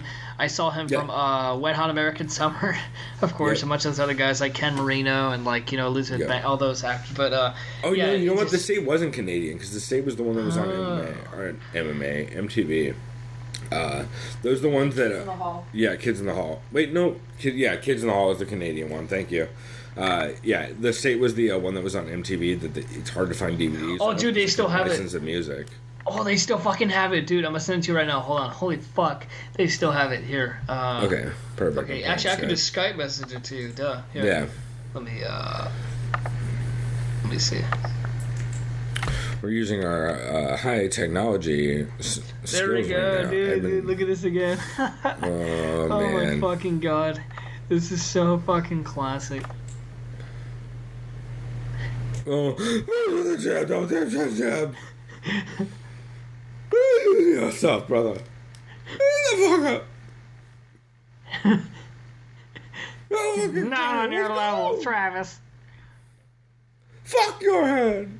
Where's it going? Everything you got. Crying. Everything you got. Everything you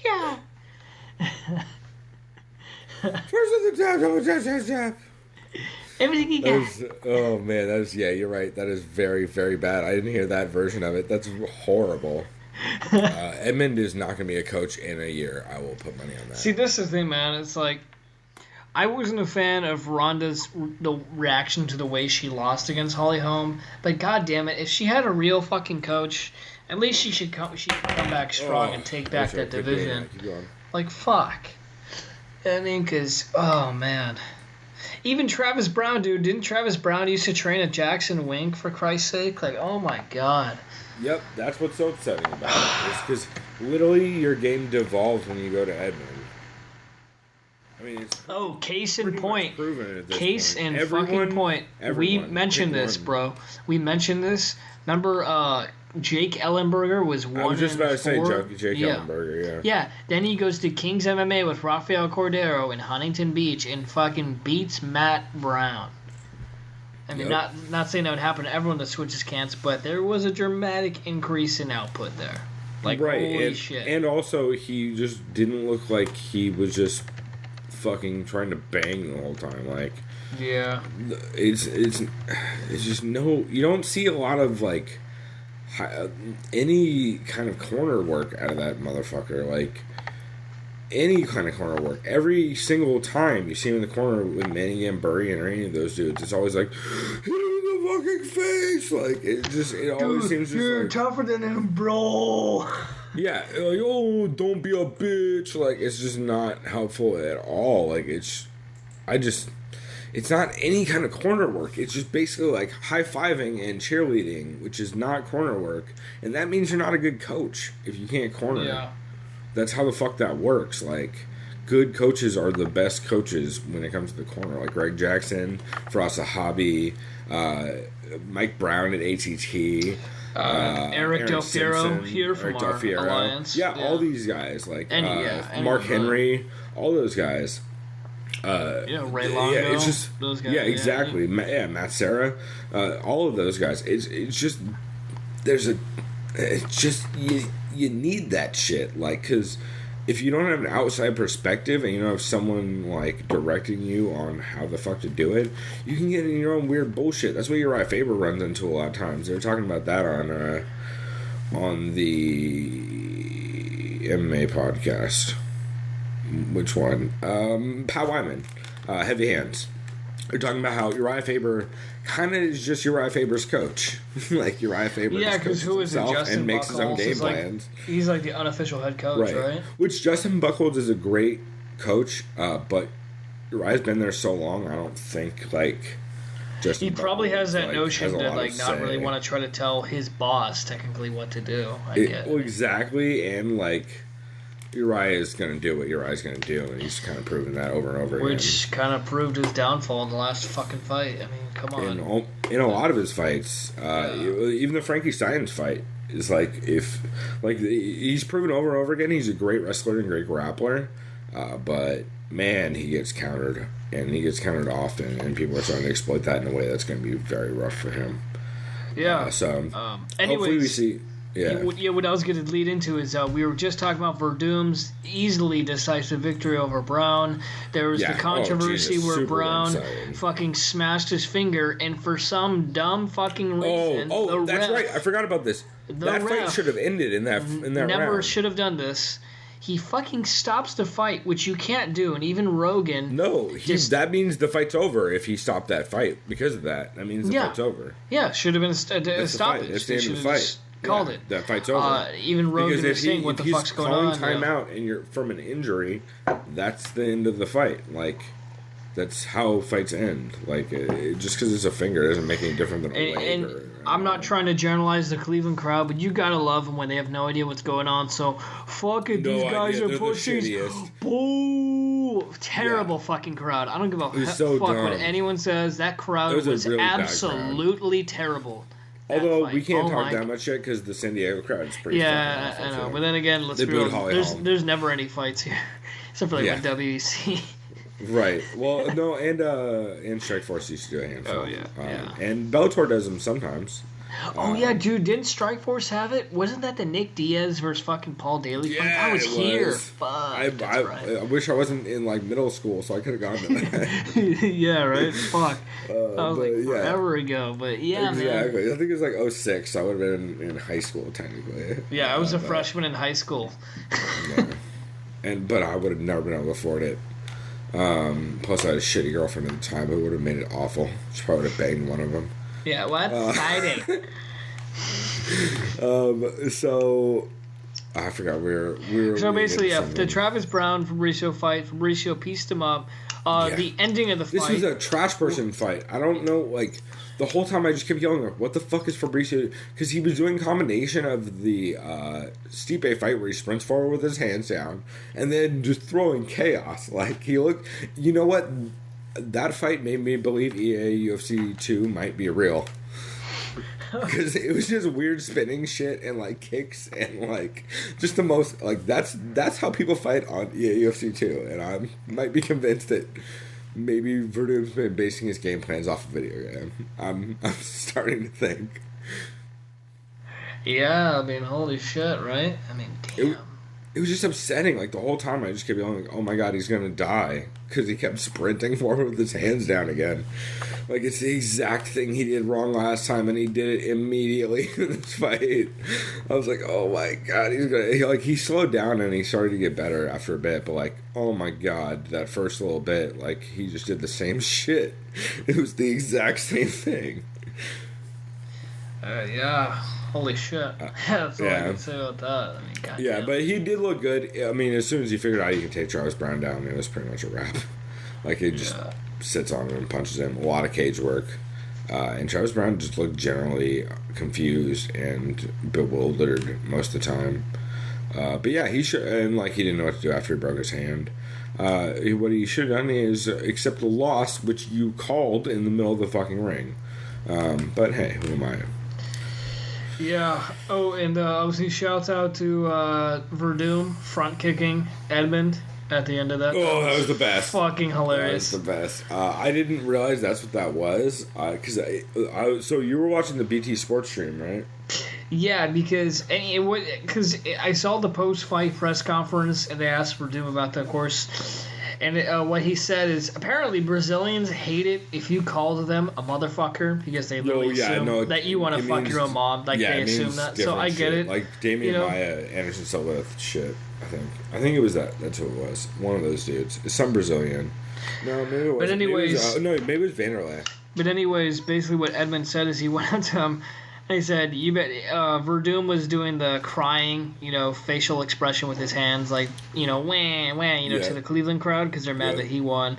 And Edmund went up, and basically he was like, "Oh, you better shut your fucking mouth, you stupid motherfucker." And then Verdum's just like, "What, bitch?" Kind of thing.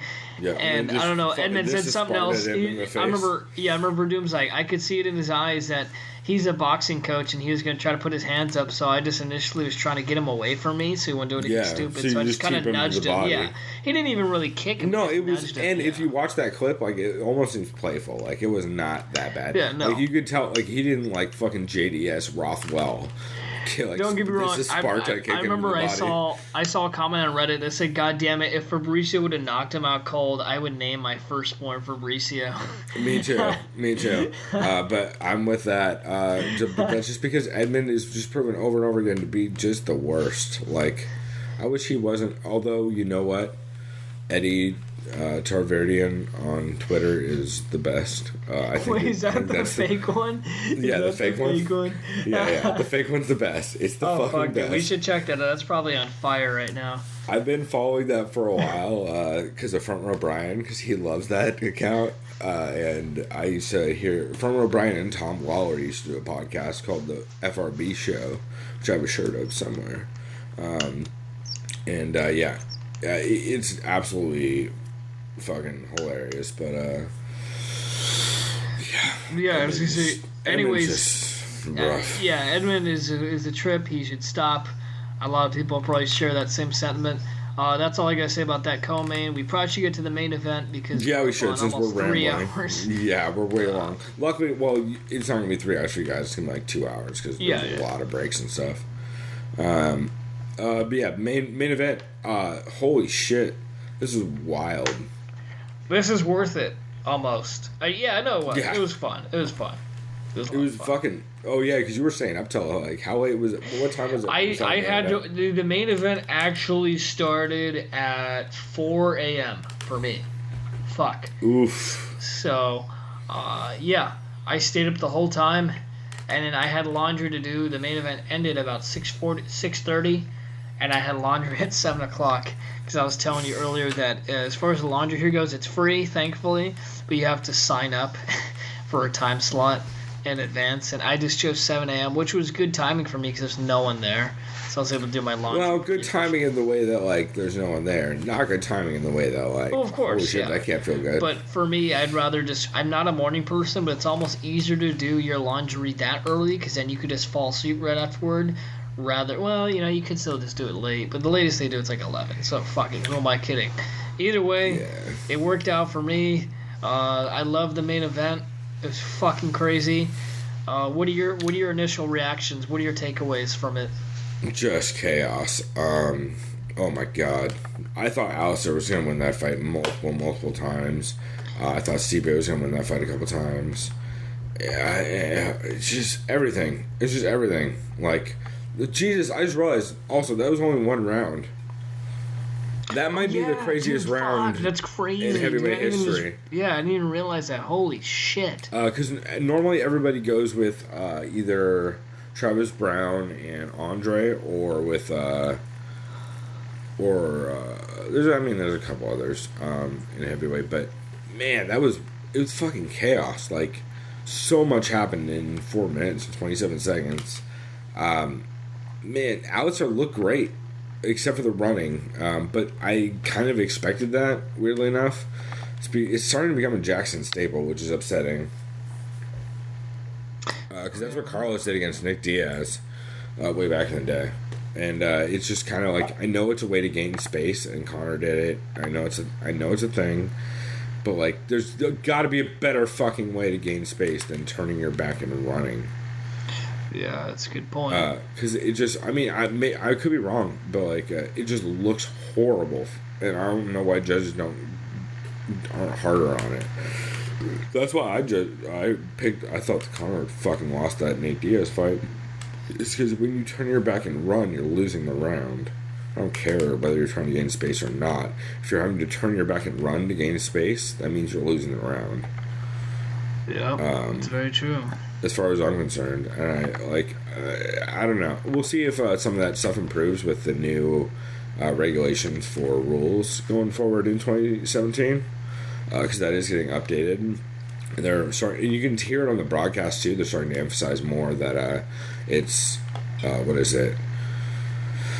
Like strikes, grappling, jiu-jitsu, and octagon control in that order, or whatever they're starting to say. You know what I mean? They're starting to actually like say like in that order, or like octagon control, like, so that way they're like differentiating between, like, it's not all weighed the same. Like, it's weighed like strikes and grappling, and then stuff, and then octagon control, which is why takedowns are starting to mean less unless they do something with them.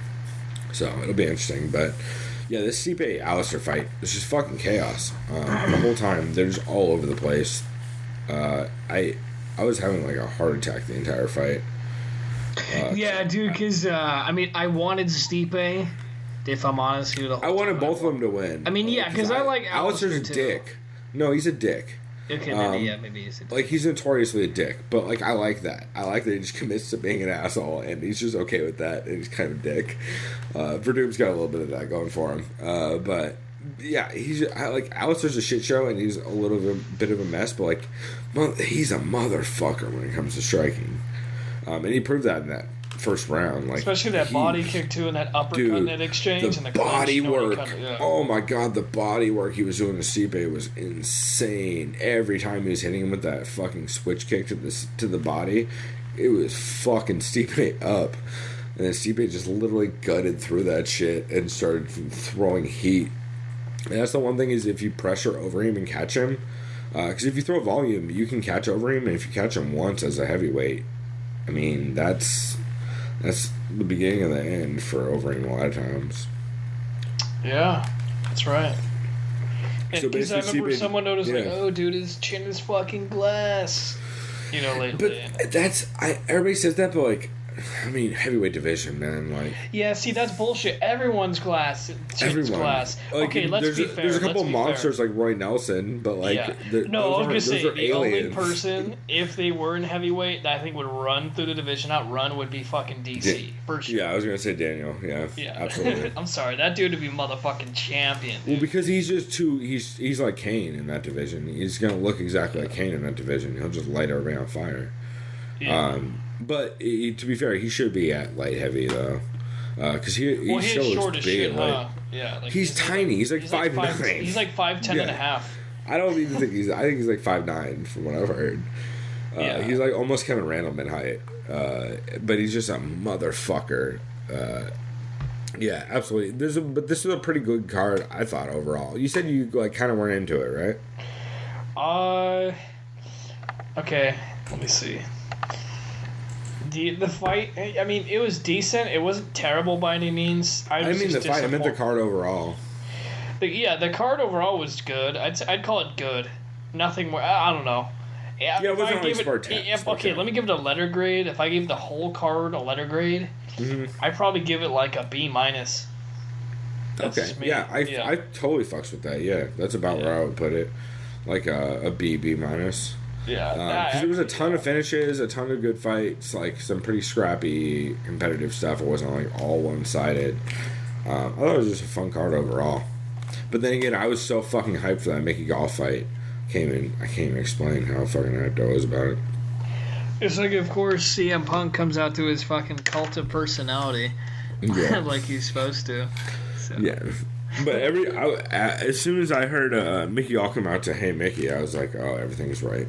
Yeah. Apparently, I read too that Joe Silva was the one who made that happen. I guess.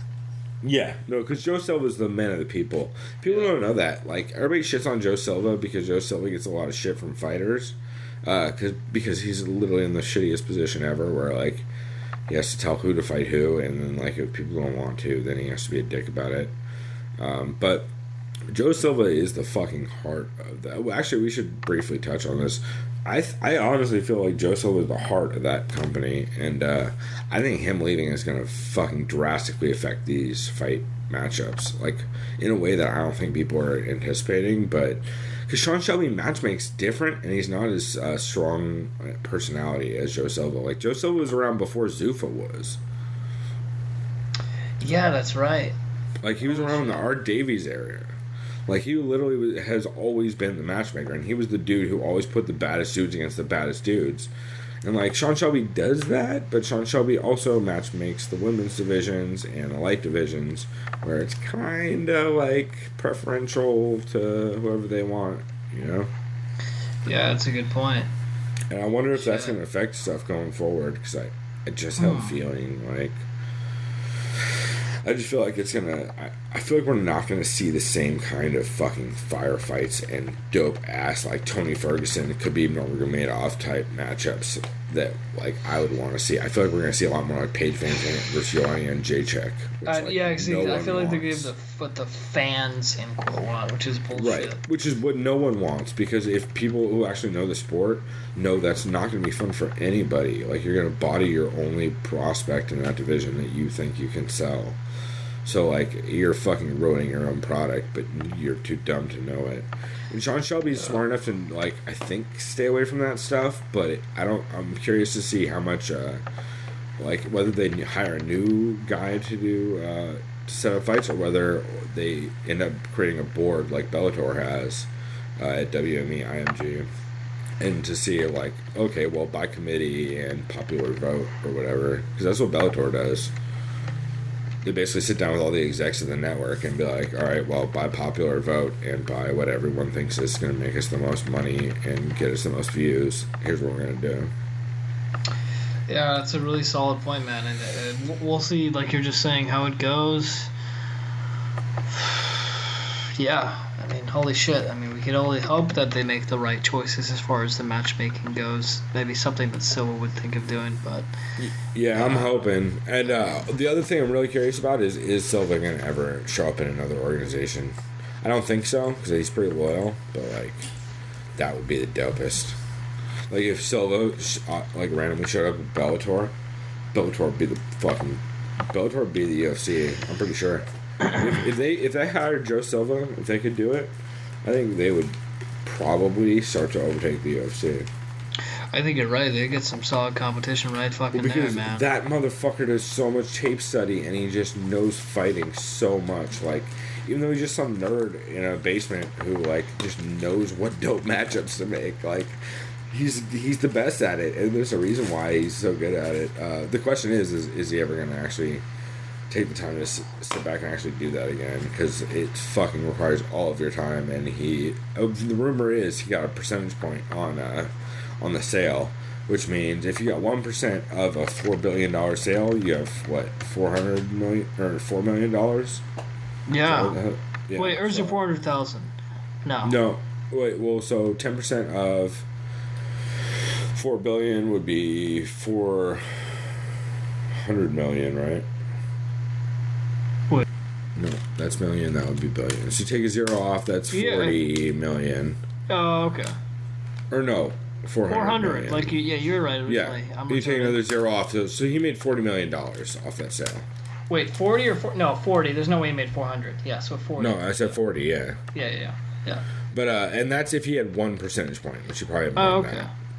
Wow. Holy fuck. By the way, that took us way too long. I could have just typed, like, literally just written it out, but I was too fucking janky about it. Yeah, so that's the thing, is Joe Silva just happy with being rich and, like, being dope as fuck with matchmaking in the past, you know? Does he crave coming back? And I think the answer is no from a lot of people I've heard, podcast-wise. They all seem to just kind of unanimously say, like, hey, it's probably just out. He probably just made money and is done. Yeah, that makes sense. So,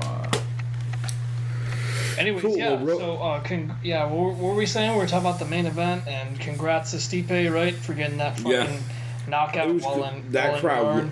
That was the one time the crowd wasn't the shittiest, is when their hometown. That was exciting. That was legitimately exciting, especially in the post-fight Octagon interview when he was like, OH. Yeah. That was cool. Was great. I like that. And then, especially...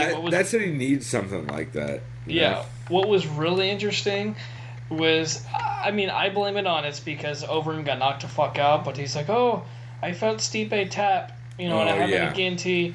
And then No, Joe's you like, can see what he okay, was Jamie, can you pull referencing. it up on the teleprompter? It's not Jamie in the octagon. Or whatever the fuck his name was. That's that he how I told. know you've been listening to the Joe Rogan podcast. And you're like, hey, Jamie, pull this up. Yeah.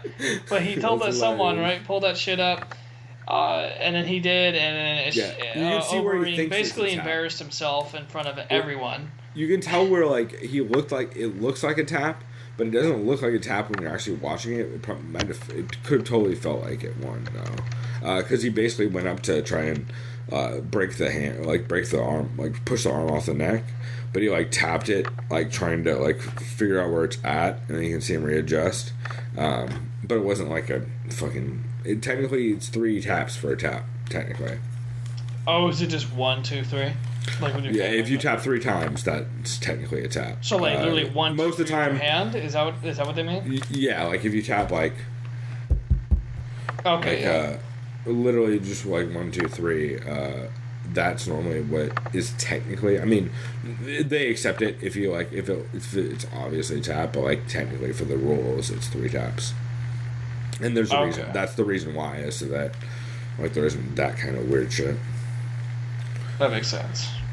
Cool. Well, do you want to grab another beer and then we'll do the breakdown quickly for this card because there's a lot of these that I don't know. So I can't grab another beer because there's only one left. I can leave it for my roommate. I've had 4 out of the 6 beers.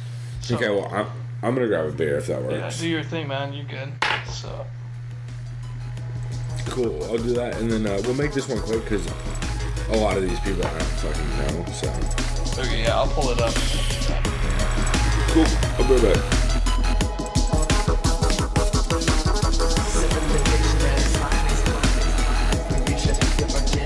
Are you excited about it all?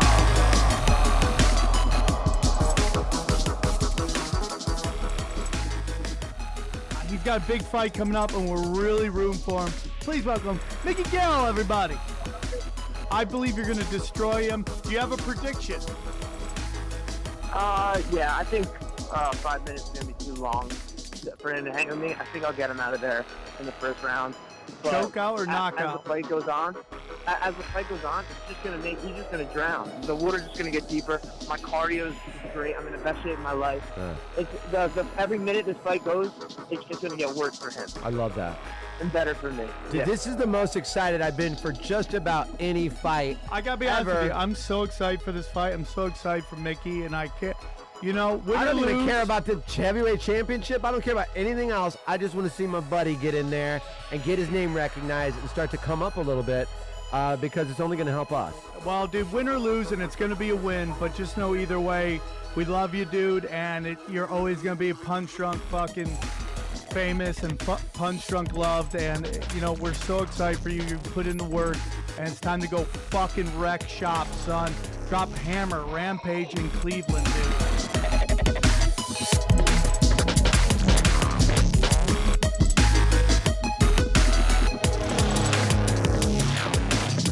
We are back. That was some crazy shit that we referenced earlier that I don't know what I'm playing. Chris, you remember what our break was?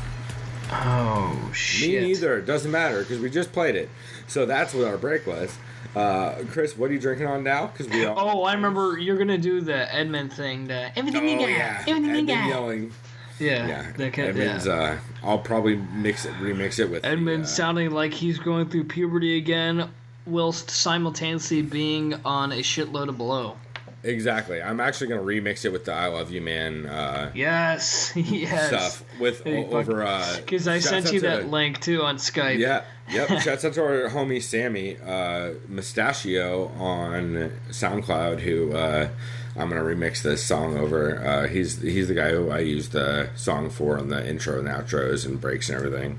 That dude is great. He's a sweetheart and he's cool as shit. So definitely go check out Mustachio on SoundCloud. There's a plug for Sammy. So wait, you were just telling me about. Wait, we should enter our drinks, right? So what are you drinking? Wait, what's up? Sorry, I got distracted. Well, I'm not drinking beer anymore, so I was having some water, it's and like, it's like what time is it now. over there? It's midnight now.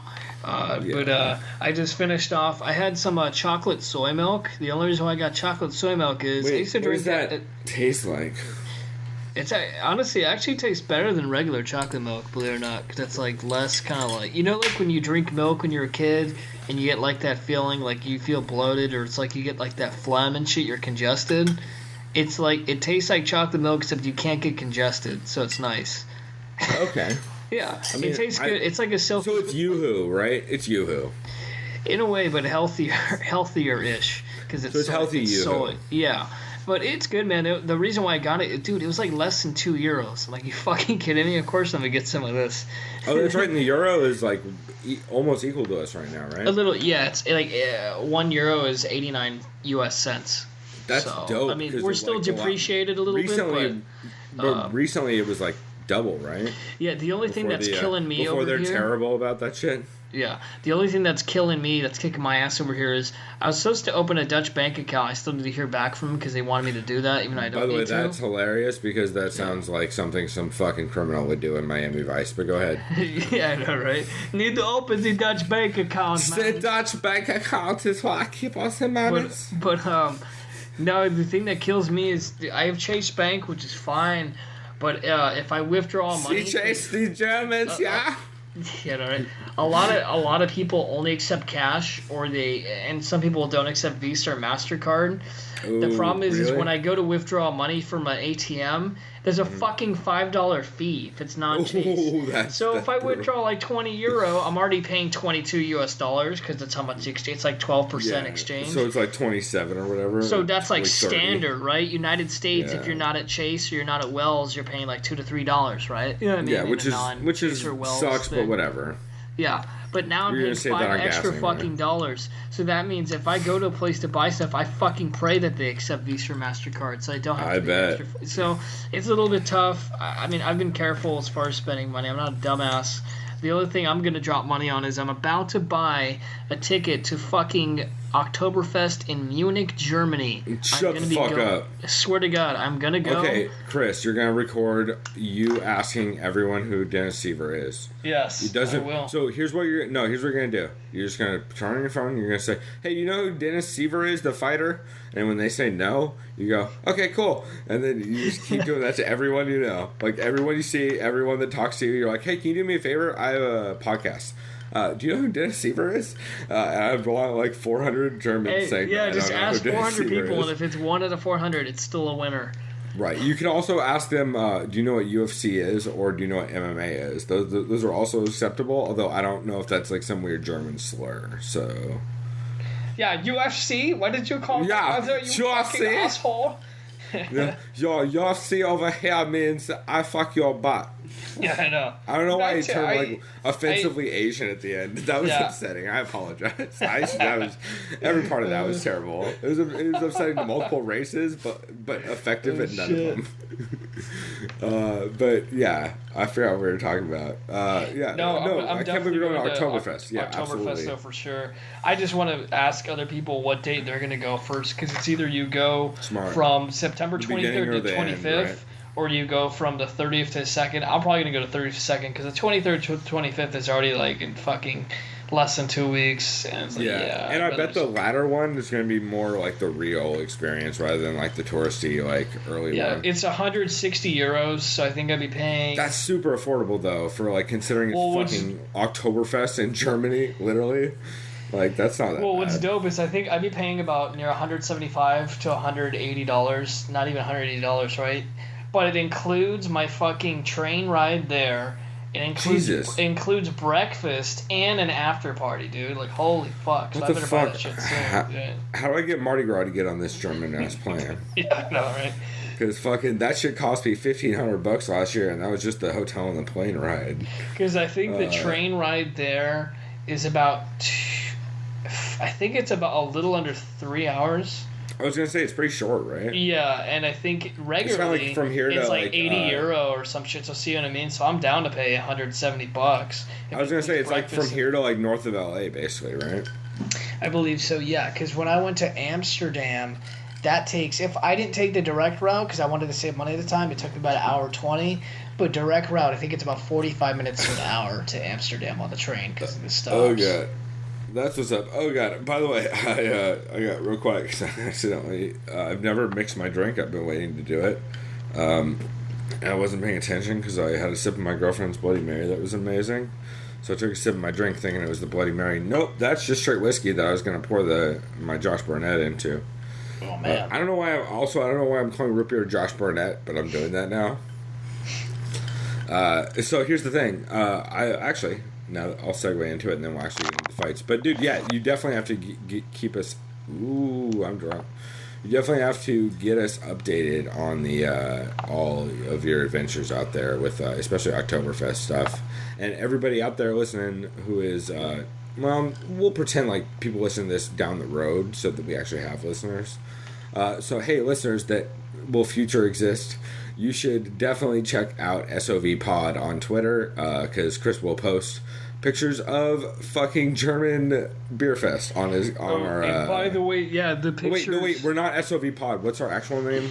Oh yeah, you told me this. Because I fucked this up. I've said it wrong. Wait, I've said it wrong for like 20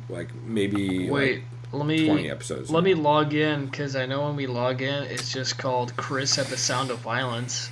But that's the email, yeah. But it'll tell you our name on it. Let me check right now. Also, yes, you guys can email Chris at thesoundofviolence.com if you want to get in touch with us and tell us how fucking obnoxious we are. Feel free. We're more than happy to oblige. We might even tell you how to make a good drink and stop being so grumpy. So that'll be fun. Okay, so let's see. Yep. You know our name on it, yeah? At TSOV Pod. Oh, TSOV Pod, right. Okay. Yeah. Perfect. So, the Sound of Violence podcast, TSOV Pod on Twitter.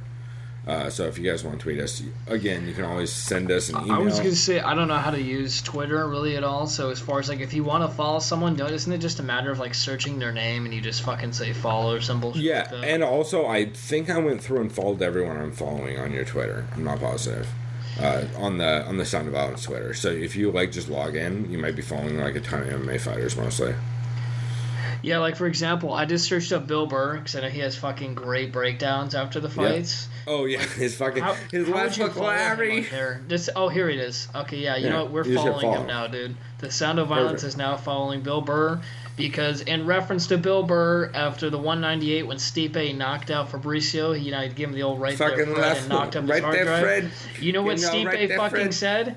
I swear to God, in the post-fight interview with Joe Rogan, they're like, what were your thoughts when you landed that knockout punch, in Mount? He's like, yeah, man, shut the motherboard off. I'm like, Jesus Christ, that's so Bill Burr right there. Oh, that is what Bill Burr said that time, huh? Great, yeah. Shut the motherboard off. Yeah, he shut it off his hard drive, because I remember another video I saw, it was some kickboxing tournament, it wasn't UFC, but the announcer was like, he put him into airplane mode. I was like, Jesus. I like that. It's hilarious. I like that. It's fucking. That's some Mauro Ranello type shit that I love. Mauro Ranello is the king of that shit, where he's just has the craziest metaphors. You're like, I didn't see that coming, and I should be more upset than I am. Who is that one guy we listened to? MMA Borat from ESN. What was it? Oh yeah, he's the best. I have no idea what his name was. Fabiano Maldonado. Maldonado. Everyone knows. He's like, I don't Russian think Borat. Anyone should be happy with his performance, but he looks terrible. It's like this guy's gonna get assassinated after the fight. Yep. Fedor is getting wild. Yeah. What the hell is going on? What the hell is this? He's fucking the best. Yeah, that guy's great. Even Joe Rogan, I think, endorsed that dude, actually, because he thought he was so funny. And I agree. That dude should definitely be doing, WSOF or something over here. WSOF needs another commentator since they have 14. So... okay, here. I will pour a drink, and we will jump into our breakdown of the UFC Fight Night 94 Poirier versus Johnson fight. Yes, I'm excited for this card. Here, I'm pouring what I think is... I'm going to call it the War Master. I believe that Josh Barnett, the War Master, if I've paid attention correctly on Jessamine Duke and Shayna Baszler's streams on Twitch... I believe that Josh Barnett is a big fan of whiskey and root beer, which is a weird fucking that combination. Actually kind of sounds like it could be good if you have the right whiskey and right root beer. Right. So here's the thing. I went really high end on one and really low end on the other, and I feel like that's the secret. That's the secret to every good drink. You need something really, really top shelf and really, really shitty. That's the secret to making a real shit show. Yeah, because if you have two top shelves or two shitties, and they kind of just No, then it just becomes amazing, and it's like a whole thing that you have to like. It's expensive, and you have to like, fucking go buy Fugu vodka every time to make a drink because it's amazing. I did have some Fugu vodka recently from Ballast Point. Oh my god, it's fucking the best vodka ever. I'm upset that I found out. But my point is, I am drinking Abita root beer from New Orleans. Oh shit. Actually, technically from Abita Springs, but New Orleans, essentially. See, I would be jealous right now, man, but I'm glad I don't have school tomorrow, so that I don't have to, I just don't have any alcohol with me, which I need. So see, I have work in about 28 hours, so that'll be fun. I for sure won't feel terrible. I'm gonna feel terrible. I'm mixing the Abita root beer with some Old Crow whiskey. Old Crow, it's plastic and tasty. I enjoy it. It's fucking my go-to terrible whiskey. Much like Popov, who is a former sponsor of this podcast. They'll remain a sponsor when I get more Popov and my girlfriend stops yelling at me to stop buying it. Because she gets upset about Popov. Hey girls out there. Popov is hot. Don't get mad. You're into it. It's cool. You like Popov. Come on. Don't be mad. You're cool. You're not uppity, right? You like Popov. All right. We're getting into that's weird. We're getting into the UFC. That's my girlfriend laughing in the background about how she hates Popov. We're getting into the UFC Fight Night 94 Poirier versus Johnson card. Chris, have you heard any news about this card at all? As far as promotion, anything about it? Have you seen a commercial? Have you heard anyone even talk about it? Has it ever crossed your ears? No, it really hasn't. I've heard one person talk about it, and it was Heavy Hands Podcast, and they said, "Hey, Dustin Poirier and Michael Johnson's gonna be fun. That'll be a cool matchup," and that was about it. We're gonna get a lot more, obviously, stuff over the week, and we will probably do we might do like an update towards the end of the week if we get back on a regular schedule, depending on, now that I actually have a place again, we might be able to get on a regular schedule for this stuff, so hopefully we'll actually get these fucking podcasts out before the fight cards rather than after them, since I still haven't put out the last one, because I'm a trash person. No, it's all good. Nope. No, I'm a trash person. It's good. But in the meantime, we will briefly go over this card. If I was to bet, all right, Chris, here's the question. Over under on one person.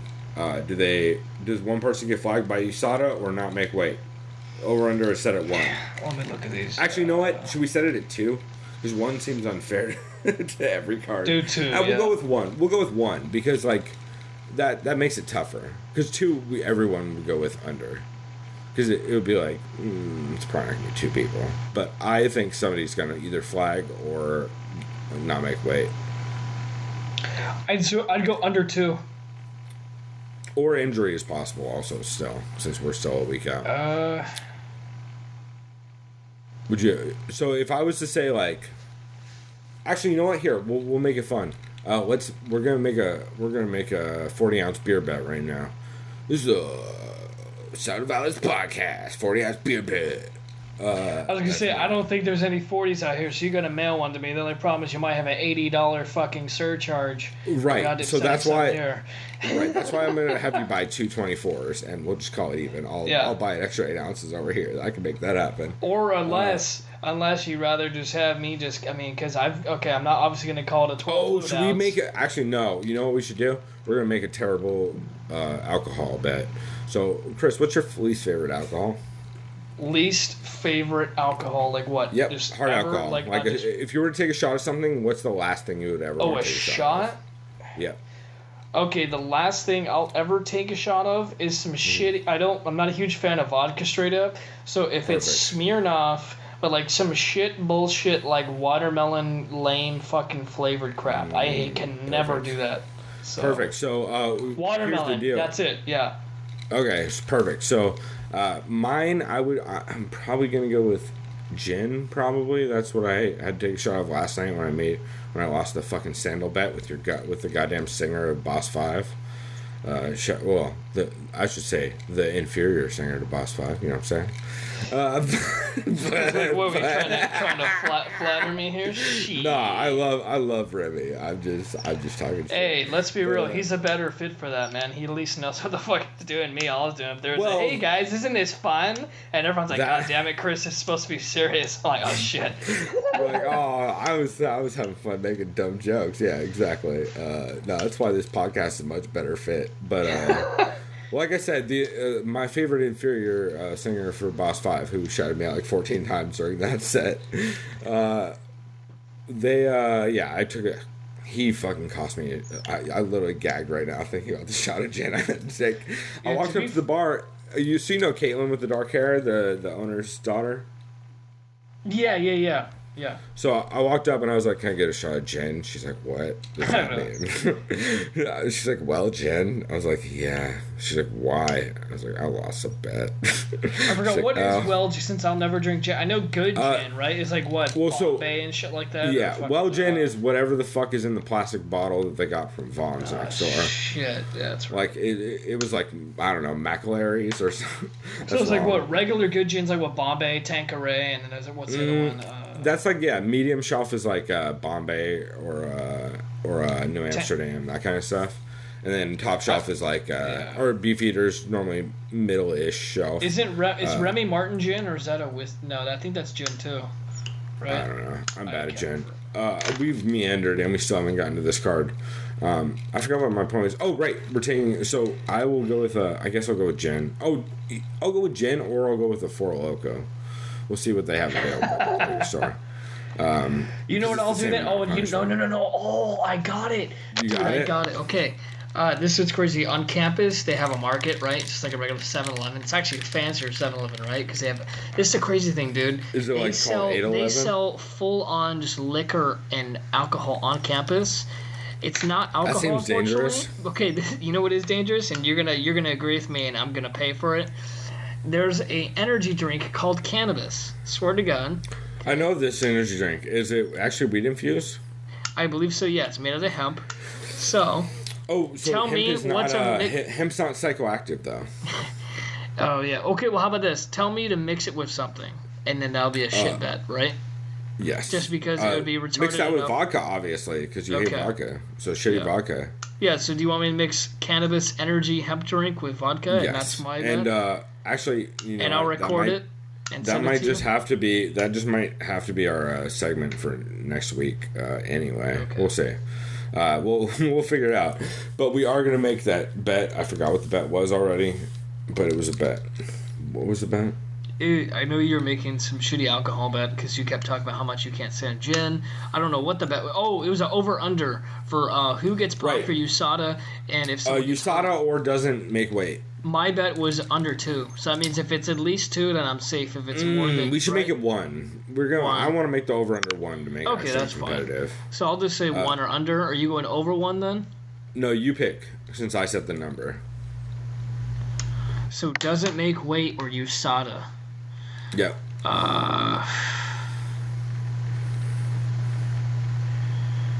You know what? I'm going over 1. Because I don't know, half these motherfuckers at the bottom of the card. If that's comfortable with you, I'm comfortable. Also Derek Brunson. Like, I totally agree. Unless you want to make it over 2. No, because 2 is going to be too easy. Because there's not going to be 2, I don't think, unless some crazy shit happens. But so if I go over 1, does that mean you're under 1? That means it's no one then. Exactly. So if no one gets popped or doesn't make the card, then I will owe some fucked up shot. And if no, wait, other way. So if someone does, right? No. For me, I'm over 1. So that means I have to have more than one person pop or miss weight. All you have to do is have one person or less pop or miss weight. Or none, obviously. And then that means I have to drink. So, yeah. Yep. And it'll be I mean, not like we're not going to drink anyway, but it'll be, we'll intentionally get something terrible. Maybe I'll get Cisco or fucking something horrible. All right, so have you, again, I've not heard, I literally have only heard Heavy Hands talk about this card, and it was like very briefly. I know that normally podcasts don't nowadays they're pretty much just week by week. They just pick up whatever card's happening that weekend, like we do. But yeah, I have not heard a ton about this card, and I can see why looking at some of the undercard. Like, there's some names, but it seems like they're setting up some people for some wins, and they're trying to get some people some octagon time that they don't. Yeah, so I'm on Sherdog right now. I'm gonna open up this first one. Chaz Skelly versus Maximo Blanco. Sounds like a boxer there. Yeah, I'm surprised this is the opener, because normally those dudes are a little bit higher up in the prelims. So it's kind of interesting got to have a this guy named Chaz, which is as douchey as you can get. Chaz should be the name of Sage, by the way. It's the name of the guy who's in a fraternity. He's like, bro, she's fine, okay? Like, I bet you Sage's best friend's named Chaz. You're probably right. So Chaz, this scrapper, also, it's with an S, not a Skelly. Z, which makes it worse. Instead of a Z? Yeah. Chaz Skelly. Chaz the Scrapper Skelly. So, age 31, so he's obviously late in the game. Just kidding. No, he's 15-2, so he has some experience. Team Takedown, don't know what the fuck that is. Team Takedown is, I believe... Here, I'm going to pull him up. Because I definitely know that name. Okay, so this guy's had 6 fights in the UFC. Okay. And yeah, he also he had a tough loss against Darren Elkins, which no shame in that shit. Darren Elkins. So this guy's definitely scrappy. Top 145er. Also, Darren Elkins is like fucking. I bet you that dude's gonna get like top 10 soon, if he isn't already. And then this guy, Maximum White. Just kidding. How many fights is he? I see what you did there. I'm just gonna go on a limb since I know we gotta get through this card. I'm going with Chaz. So. All right, Chaz. Yeah, I'll probably go with Chaz Skelly. I actually. No, fuck it, Maximo Blanco. You know I don't know. I might go Maximo Blanco just off of. Because he's Maximo. He's wider. Because he's wider. You know. Just gotta go with the guy who's wider. That's true. I need to give the privilege of privilege. All right, also, so we got Antonio on Best Fight Carlos Jr. On Best Fight Odds, there's only odds for like the top 6 fights on this card. Wow, that sucks. How the fuck so it's like it's because we're doing it early, so I'm guessing they'll all show up later. But so now we have Antonio Carlos Jr. versus who's definitely gonna win. Leonardo Guimaraes from Brazil. Yeah, I feel like this is one of those fights where they're setting somebody up to look good. So Antonio Carlos Jr. Cara de Zapato, 5'2", 6'1". Oh, he's a pretty good size middleweight fight. Also, American top team. Okay. ATT. Okay, yeah, wow, fuck. Okay, so I'm choosing him by default. No, just kidding. Yeah, I mean pretty much since this other dude's had one fight in the UFC and he lost by decision. All right, and moving the other guy's on. an ATT fighter. Just kidding. That's pretty much how we're gonna do this because this is about what this fight deserves. It's just I don't see Antonio Carlos Jr. losing that shit. Randy Brown and Eric Montano. Fuck, so Randy Brown mentioned Eric Montano. I think Randy Brown is I think one of the looking for a fight guys. He's out of Jamaica, I believe. Yeah, Jamaica, Spanish town. Oh, cool. I believe he's one of the looking for a fight guys. And, he has a loss to... Oh, no, wait. He might have been the ATT and Black Stallion season, actually. Maybe that's what it was. Because he does have a loss to Michael Graves, which is no shame in that. But he has wins over Matt Dwyer in the UFC. And then some guys in ROC. ROC is a good... Ring Combat's a good organization. That's where guys like Uriah Hall and Chris Weidman come out of. So it's like a high-end New York, New Jersey kind of organization for the middle tier fighters. But yeah, I guess technically not New York since they're technically professional theoretically. Although I don't know if they do any casinos. Anyway, I think they're trying to get. I don't know. I feel like this is one of those fights where like I don't know how Ultimate Fighter contestants match up with each other because they're like. they're just so unproven. And like, I would normally, if I was to see, hey, there's a Jamaican dude from what camp is he with? Oh, he's with Bokadan. Yeah, I don't even know who that is. Yeah, if you were to tell me there's a if you were to tell me there's a Jamaican dude fighting a dude from Mexico, I would tell you what Bellator card is that on. Like, I was because I'm looking at this Mexican guy, Montano. I recognize Enrique Marin because he should have beaten Sage at least when we saw him at 197. I don't know. Ultimate Fighter or 200. That was what it was. Yeah. Wasn't Marin on Ultimate Fighter? I think so. Yeah, too. He's the guy who Sage. But like again, I feel like Randy Brown should have the advantage in this one, but that dude is not shown up in his last. Or he had some issues with Michael Graves where he kind of just got steamrolled, and it was with jiu-jitsu, which Enrique Martin does have a bunch of subs. So, I mean, not Enrique Martin, Eric Montano. So we'll see how that goes. I'm looking at Montano's record. Shouts out, I mean, not really, to human piece of shit, War Machine. They lost to back in 2009. Oh, that trash machine. Yeah, trash machine. Shouts out to Christopher Ortega, which could have been my name if my parents divorced a year earlier, because that's my mom's name. Yeah. Let's see. Shouts out to his win over Marco Polo Reyes out of Alliance. That's impressive. And who's it? Sergio. Okay, that's the only names I know. Yeah, that's interesting. Huh. Oh, dude, I saw this guy. He was on Tough Latin America 1 with Cain Velasquez and Fabricio. That was a really good season. That's the one Yair Rodriguez won for the featherweights, yeah. And this guy Quinones, he was the motherfucker who kept waxing his mustache the whole time. Gotcha. He wasn't terrible by any means, but he had potential. Like, it wasn't bad, but...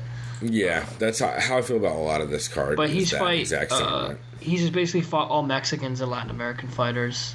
Not there's anything to take away from that, because obviously Mexico has a lot of talent. No, but like the fight game in wrestling general, shuts a lot of their game down, though. Is the problem? Yeah, because they're all boxers.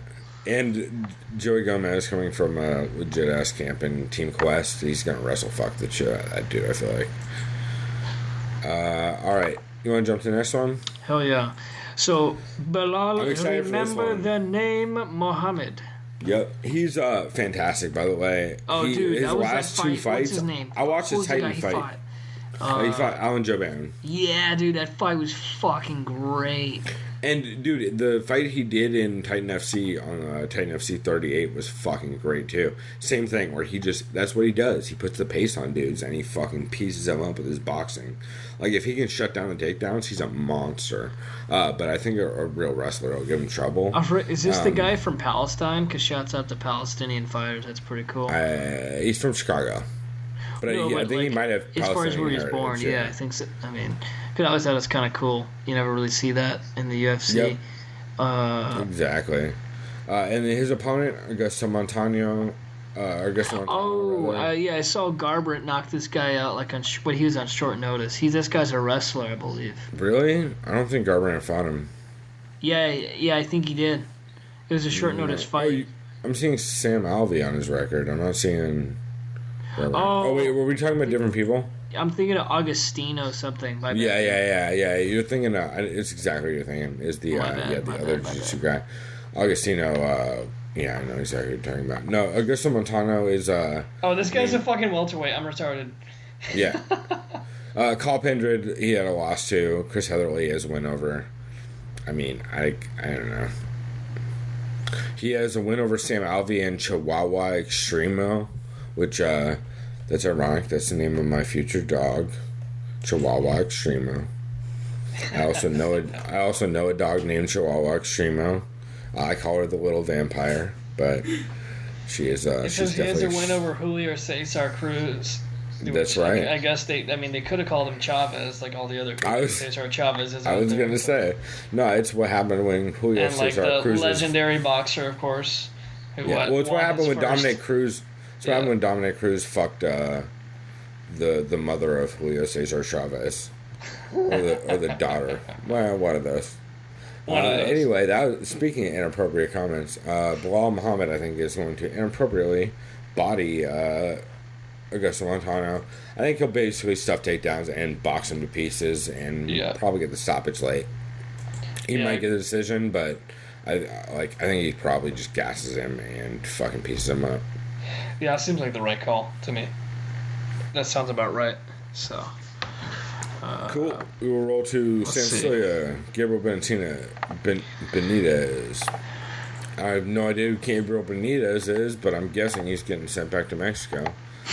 He lost to Andre Fili. He has wins over Clay Collard and Humberto Brown. It is not.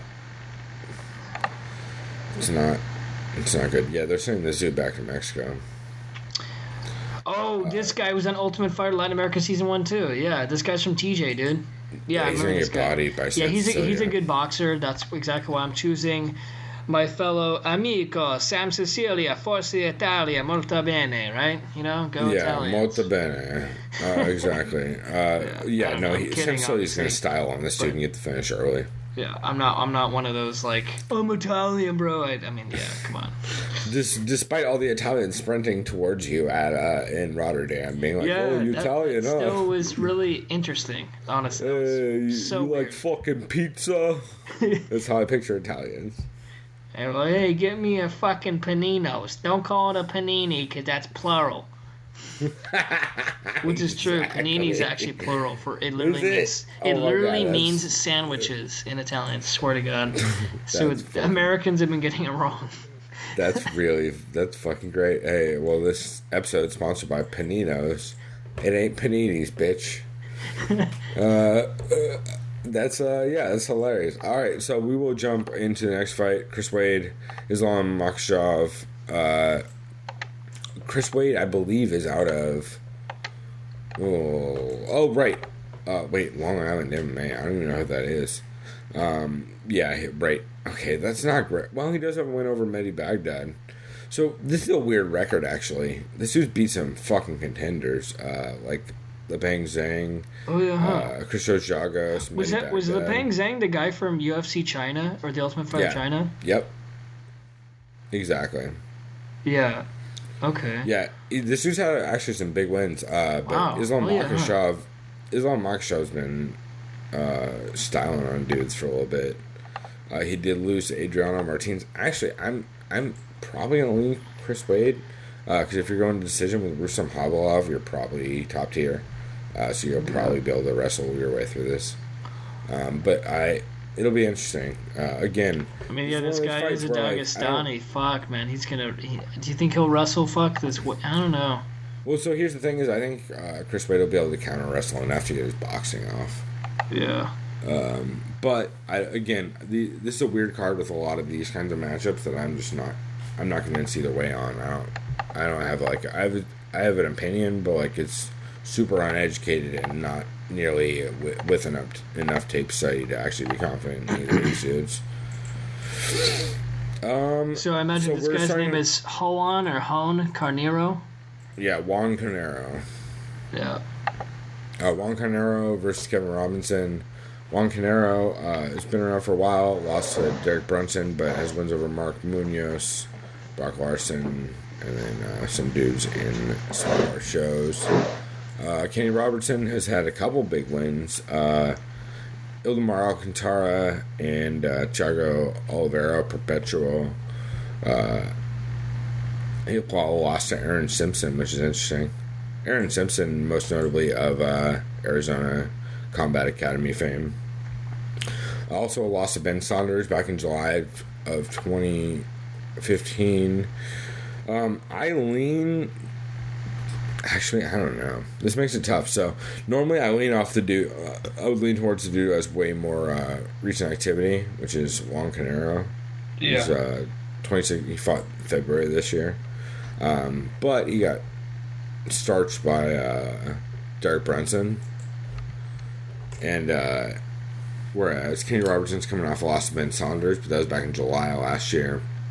I would probably lean towards Juan Carnero in this one, but Kenny Robertson's the kind of dude who, like, if he shows the fuck up, he can just like out wrestle dudes and just kind of put the pace on people. Another one that I'm not real confident in. Looks like the odds are minus 145 for Juan Canero, plus 105 for Kenny Robertson. Sounds about right to me.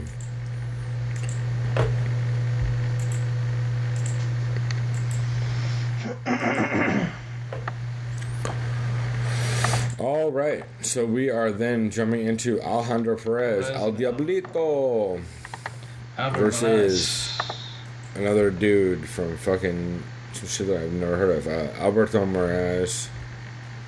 Oh, this guy was also on Latin America season. WSOF, yeah, because I remember his name, RFA. El Diablito. Yeah, this guy has good boxing too.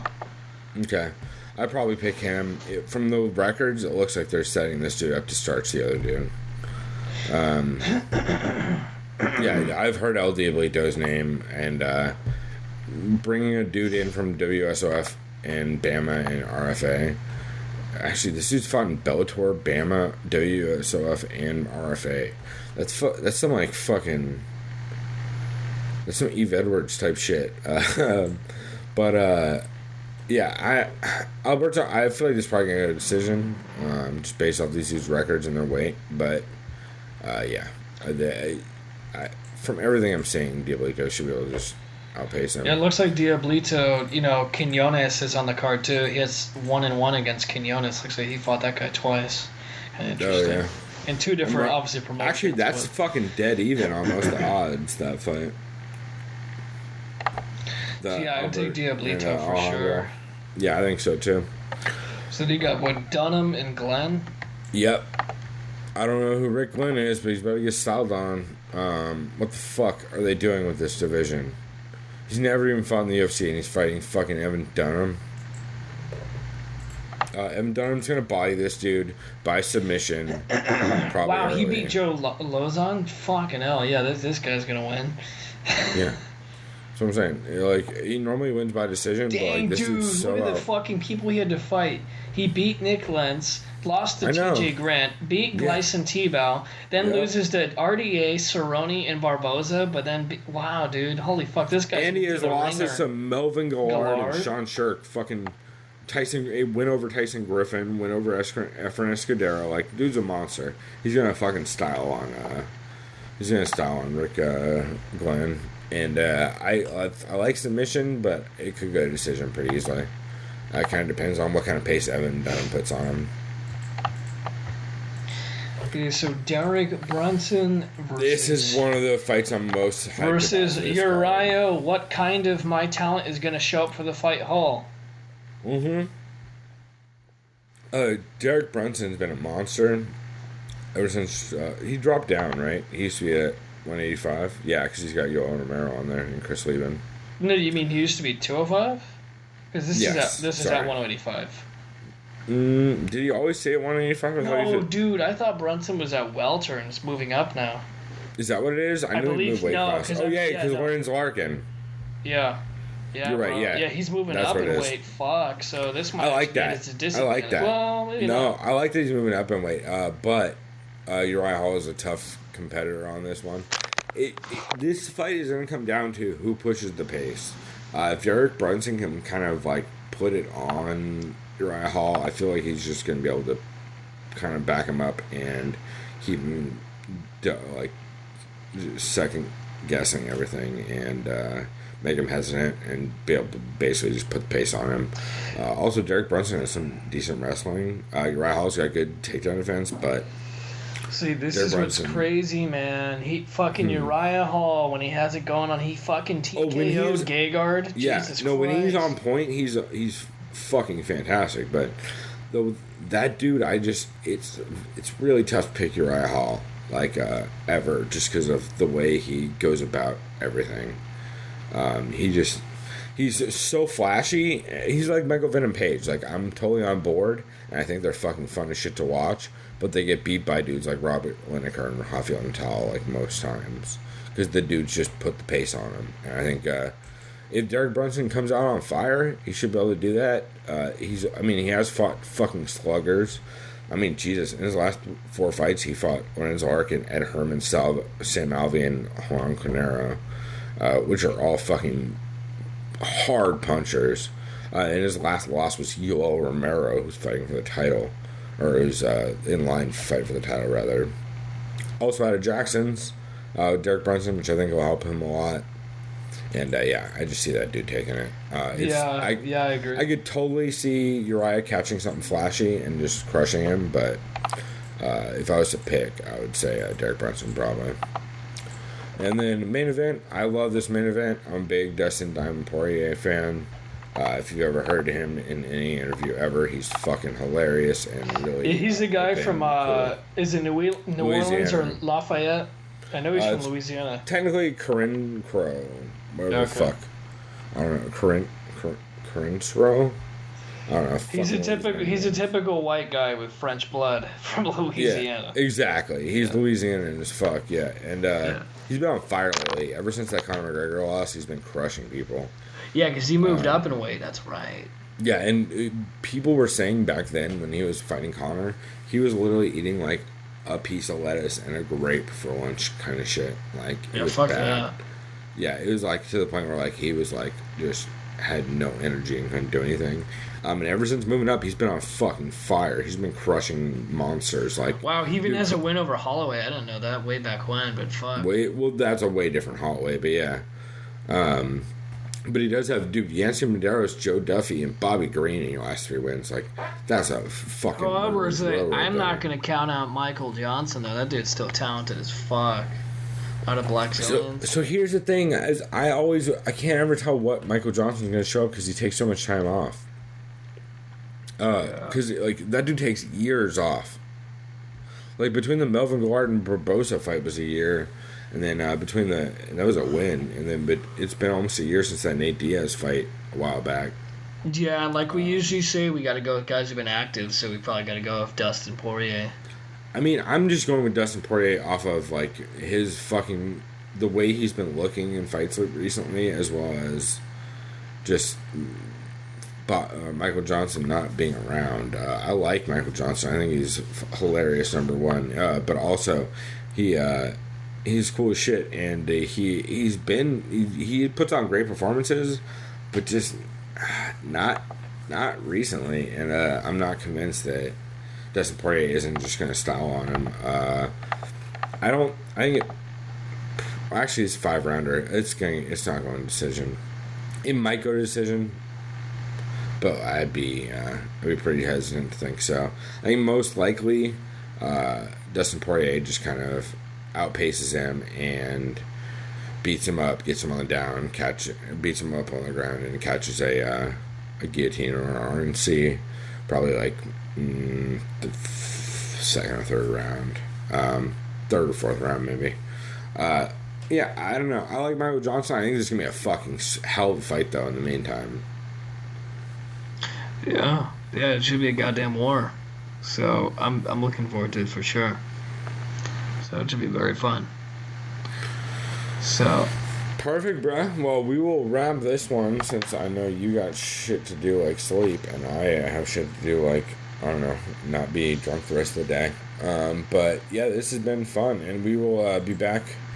We will do a since we already did a Michael Johnson and everything breakdown. Maybe we will.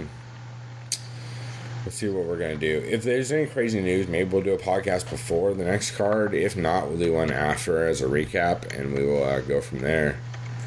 But yeah, that sounds good to me. Yeah, as far as developing news, I don't know if we mentioned it yet. The only thing that was a rumor was that Nick Diaz was going to fill in for Robbie Lawler, who pulled out of 205 against Cowboy. That's like the most rumor of all time. But the biggest rumor after that is that supposedly instead of Nick Diaz, who is going to fight Cowboy? It's either going to be Habib Nurmagomedov or it was someone else.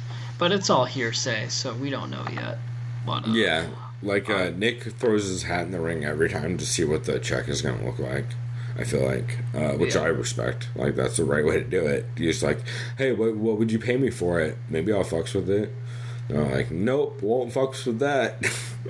So, by the way, according to Ariel Helwani, tomorrow on the MMA Hour, his lineup is Alexander Gustafsson, Mickey Gall, Jim Miller, Moal Muhammad, King Mo, obviously, Yep. Bellator No. fame. Bilal Muhammad is, remember the name. Oh, no. His name is Muhammad Mo. Oh, the wall. I thought you said sorry. Bilal Muhammad. No, his name is Muhammad Moal, right? That's his fucking Lowall. Lowall, not Moal. Yeah, I kept getting my letters. Yeah, Lowall. Muhammad Moal, but King Mo. Yeah, that's what I meant. Yeah. King Mo. Jimmy Rivera will be on tomorrow. What's her name? Yankova. Fuck, she's the other chick who's like the bantamweight, or is she the Invicta? I can't remember who this is. I'm looking at the Twitter. I'm looking at the Twitter tags. Some guy. I am John Pollock, and yeah. Oh, John Pollock is of. Hold on, drop my headphones.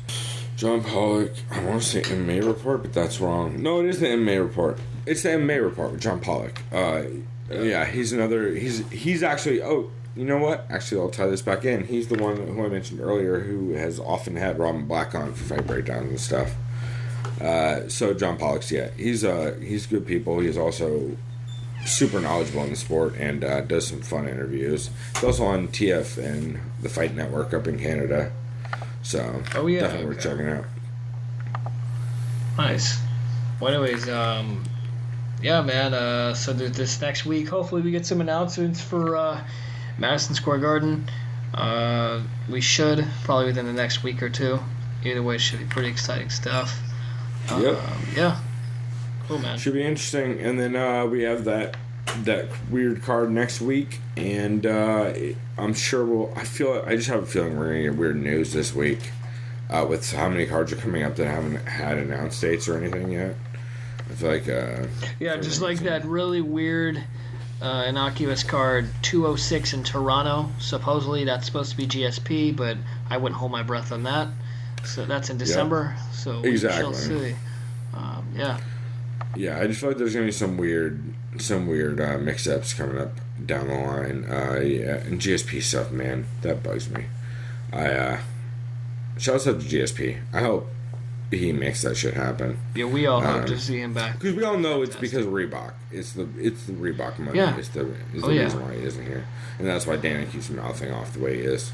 Saying like, oh, GSP doesn't want it or whatever. Yeah, because wasn't GSP the one saying he makes like almost close to $1 million or more off his sponsors alone? And GSP, no, it was that was Brendan Schaub. He said I make like $80,000 or more with my sponsors, right? And he showed Dana the pay he showed him his pay stub. That's who it was. Yeah, and I remember I think it was on Ringside Report. Yeah, Ringside Report was the one who was talking about this. I believe the episode I listened to. Like, I bet you.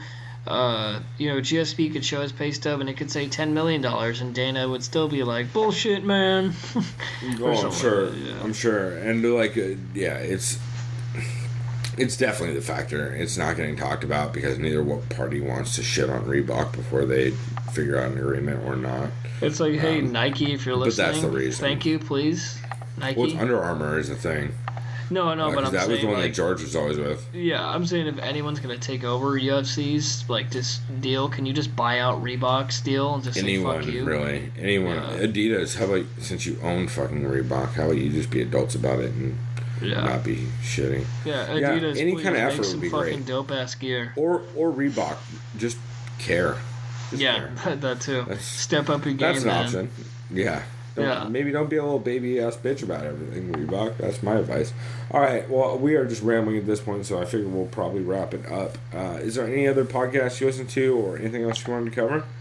No, but I know I got some more work to do. There's more listening to do this week, especially later today for me. That's right. And you're gonna check out the Hammer MMA, right? Hammer MMA. Yep, got that written down.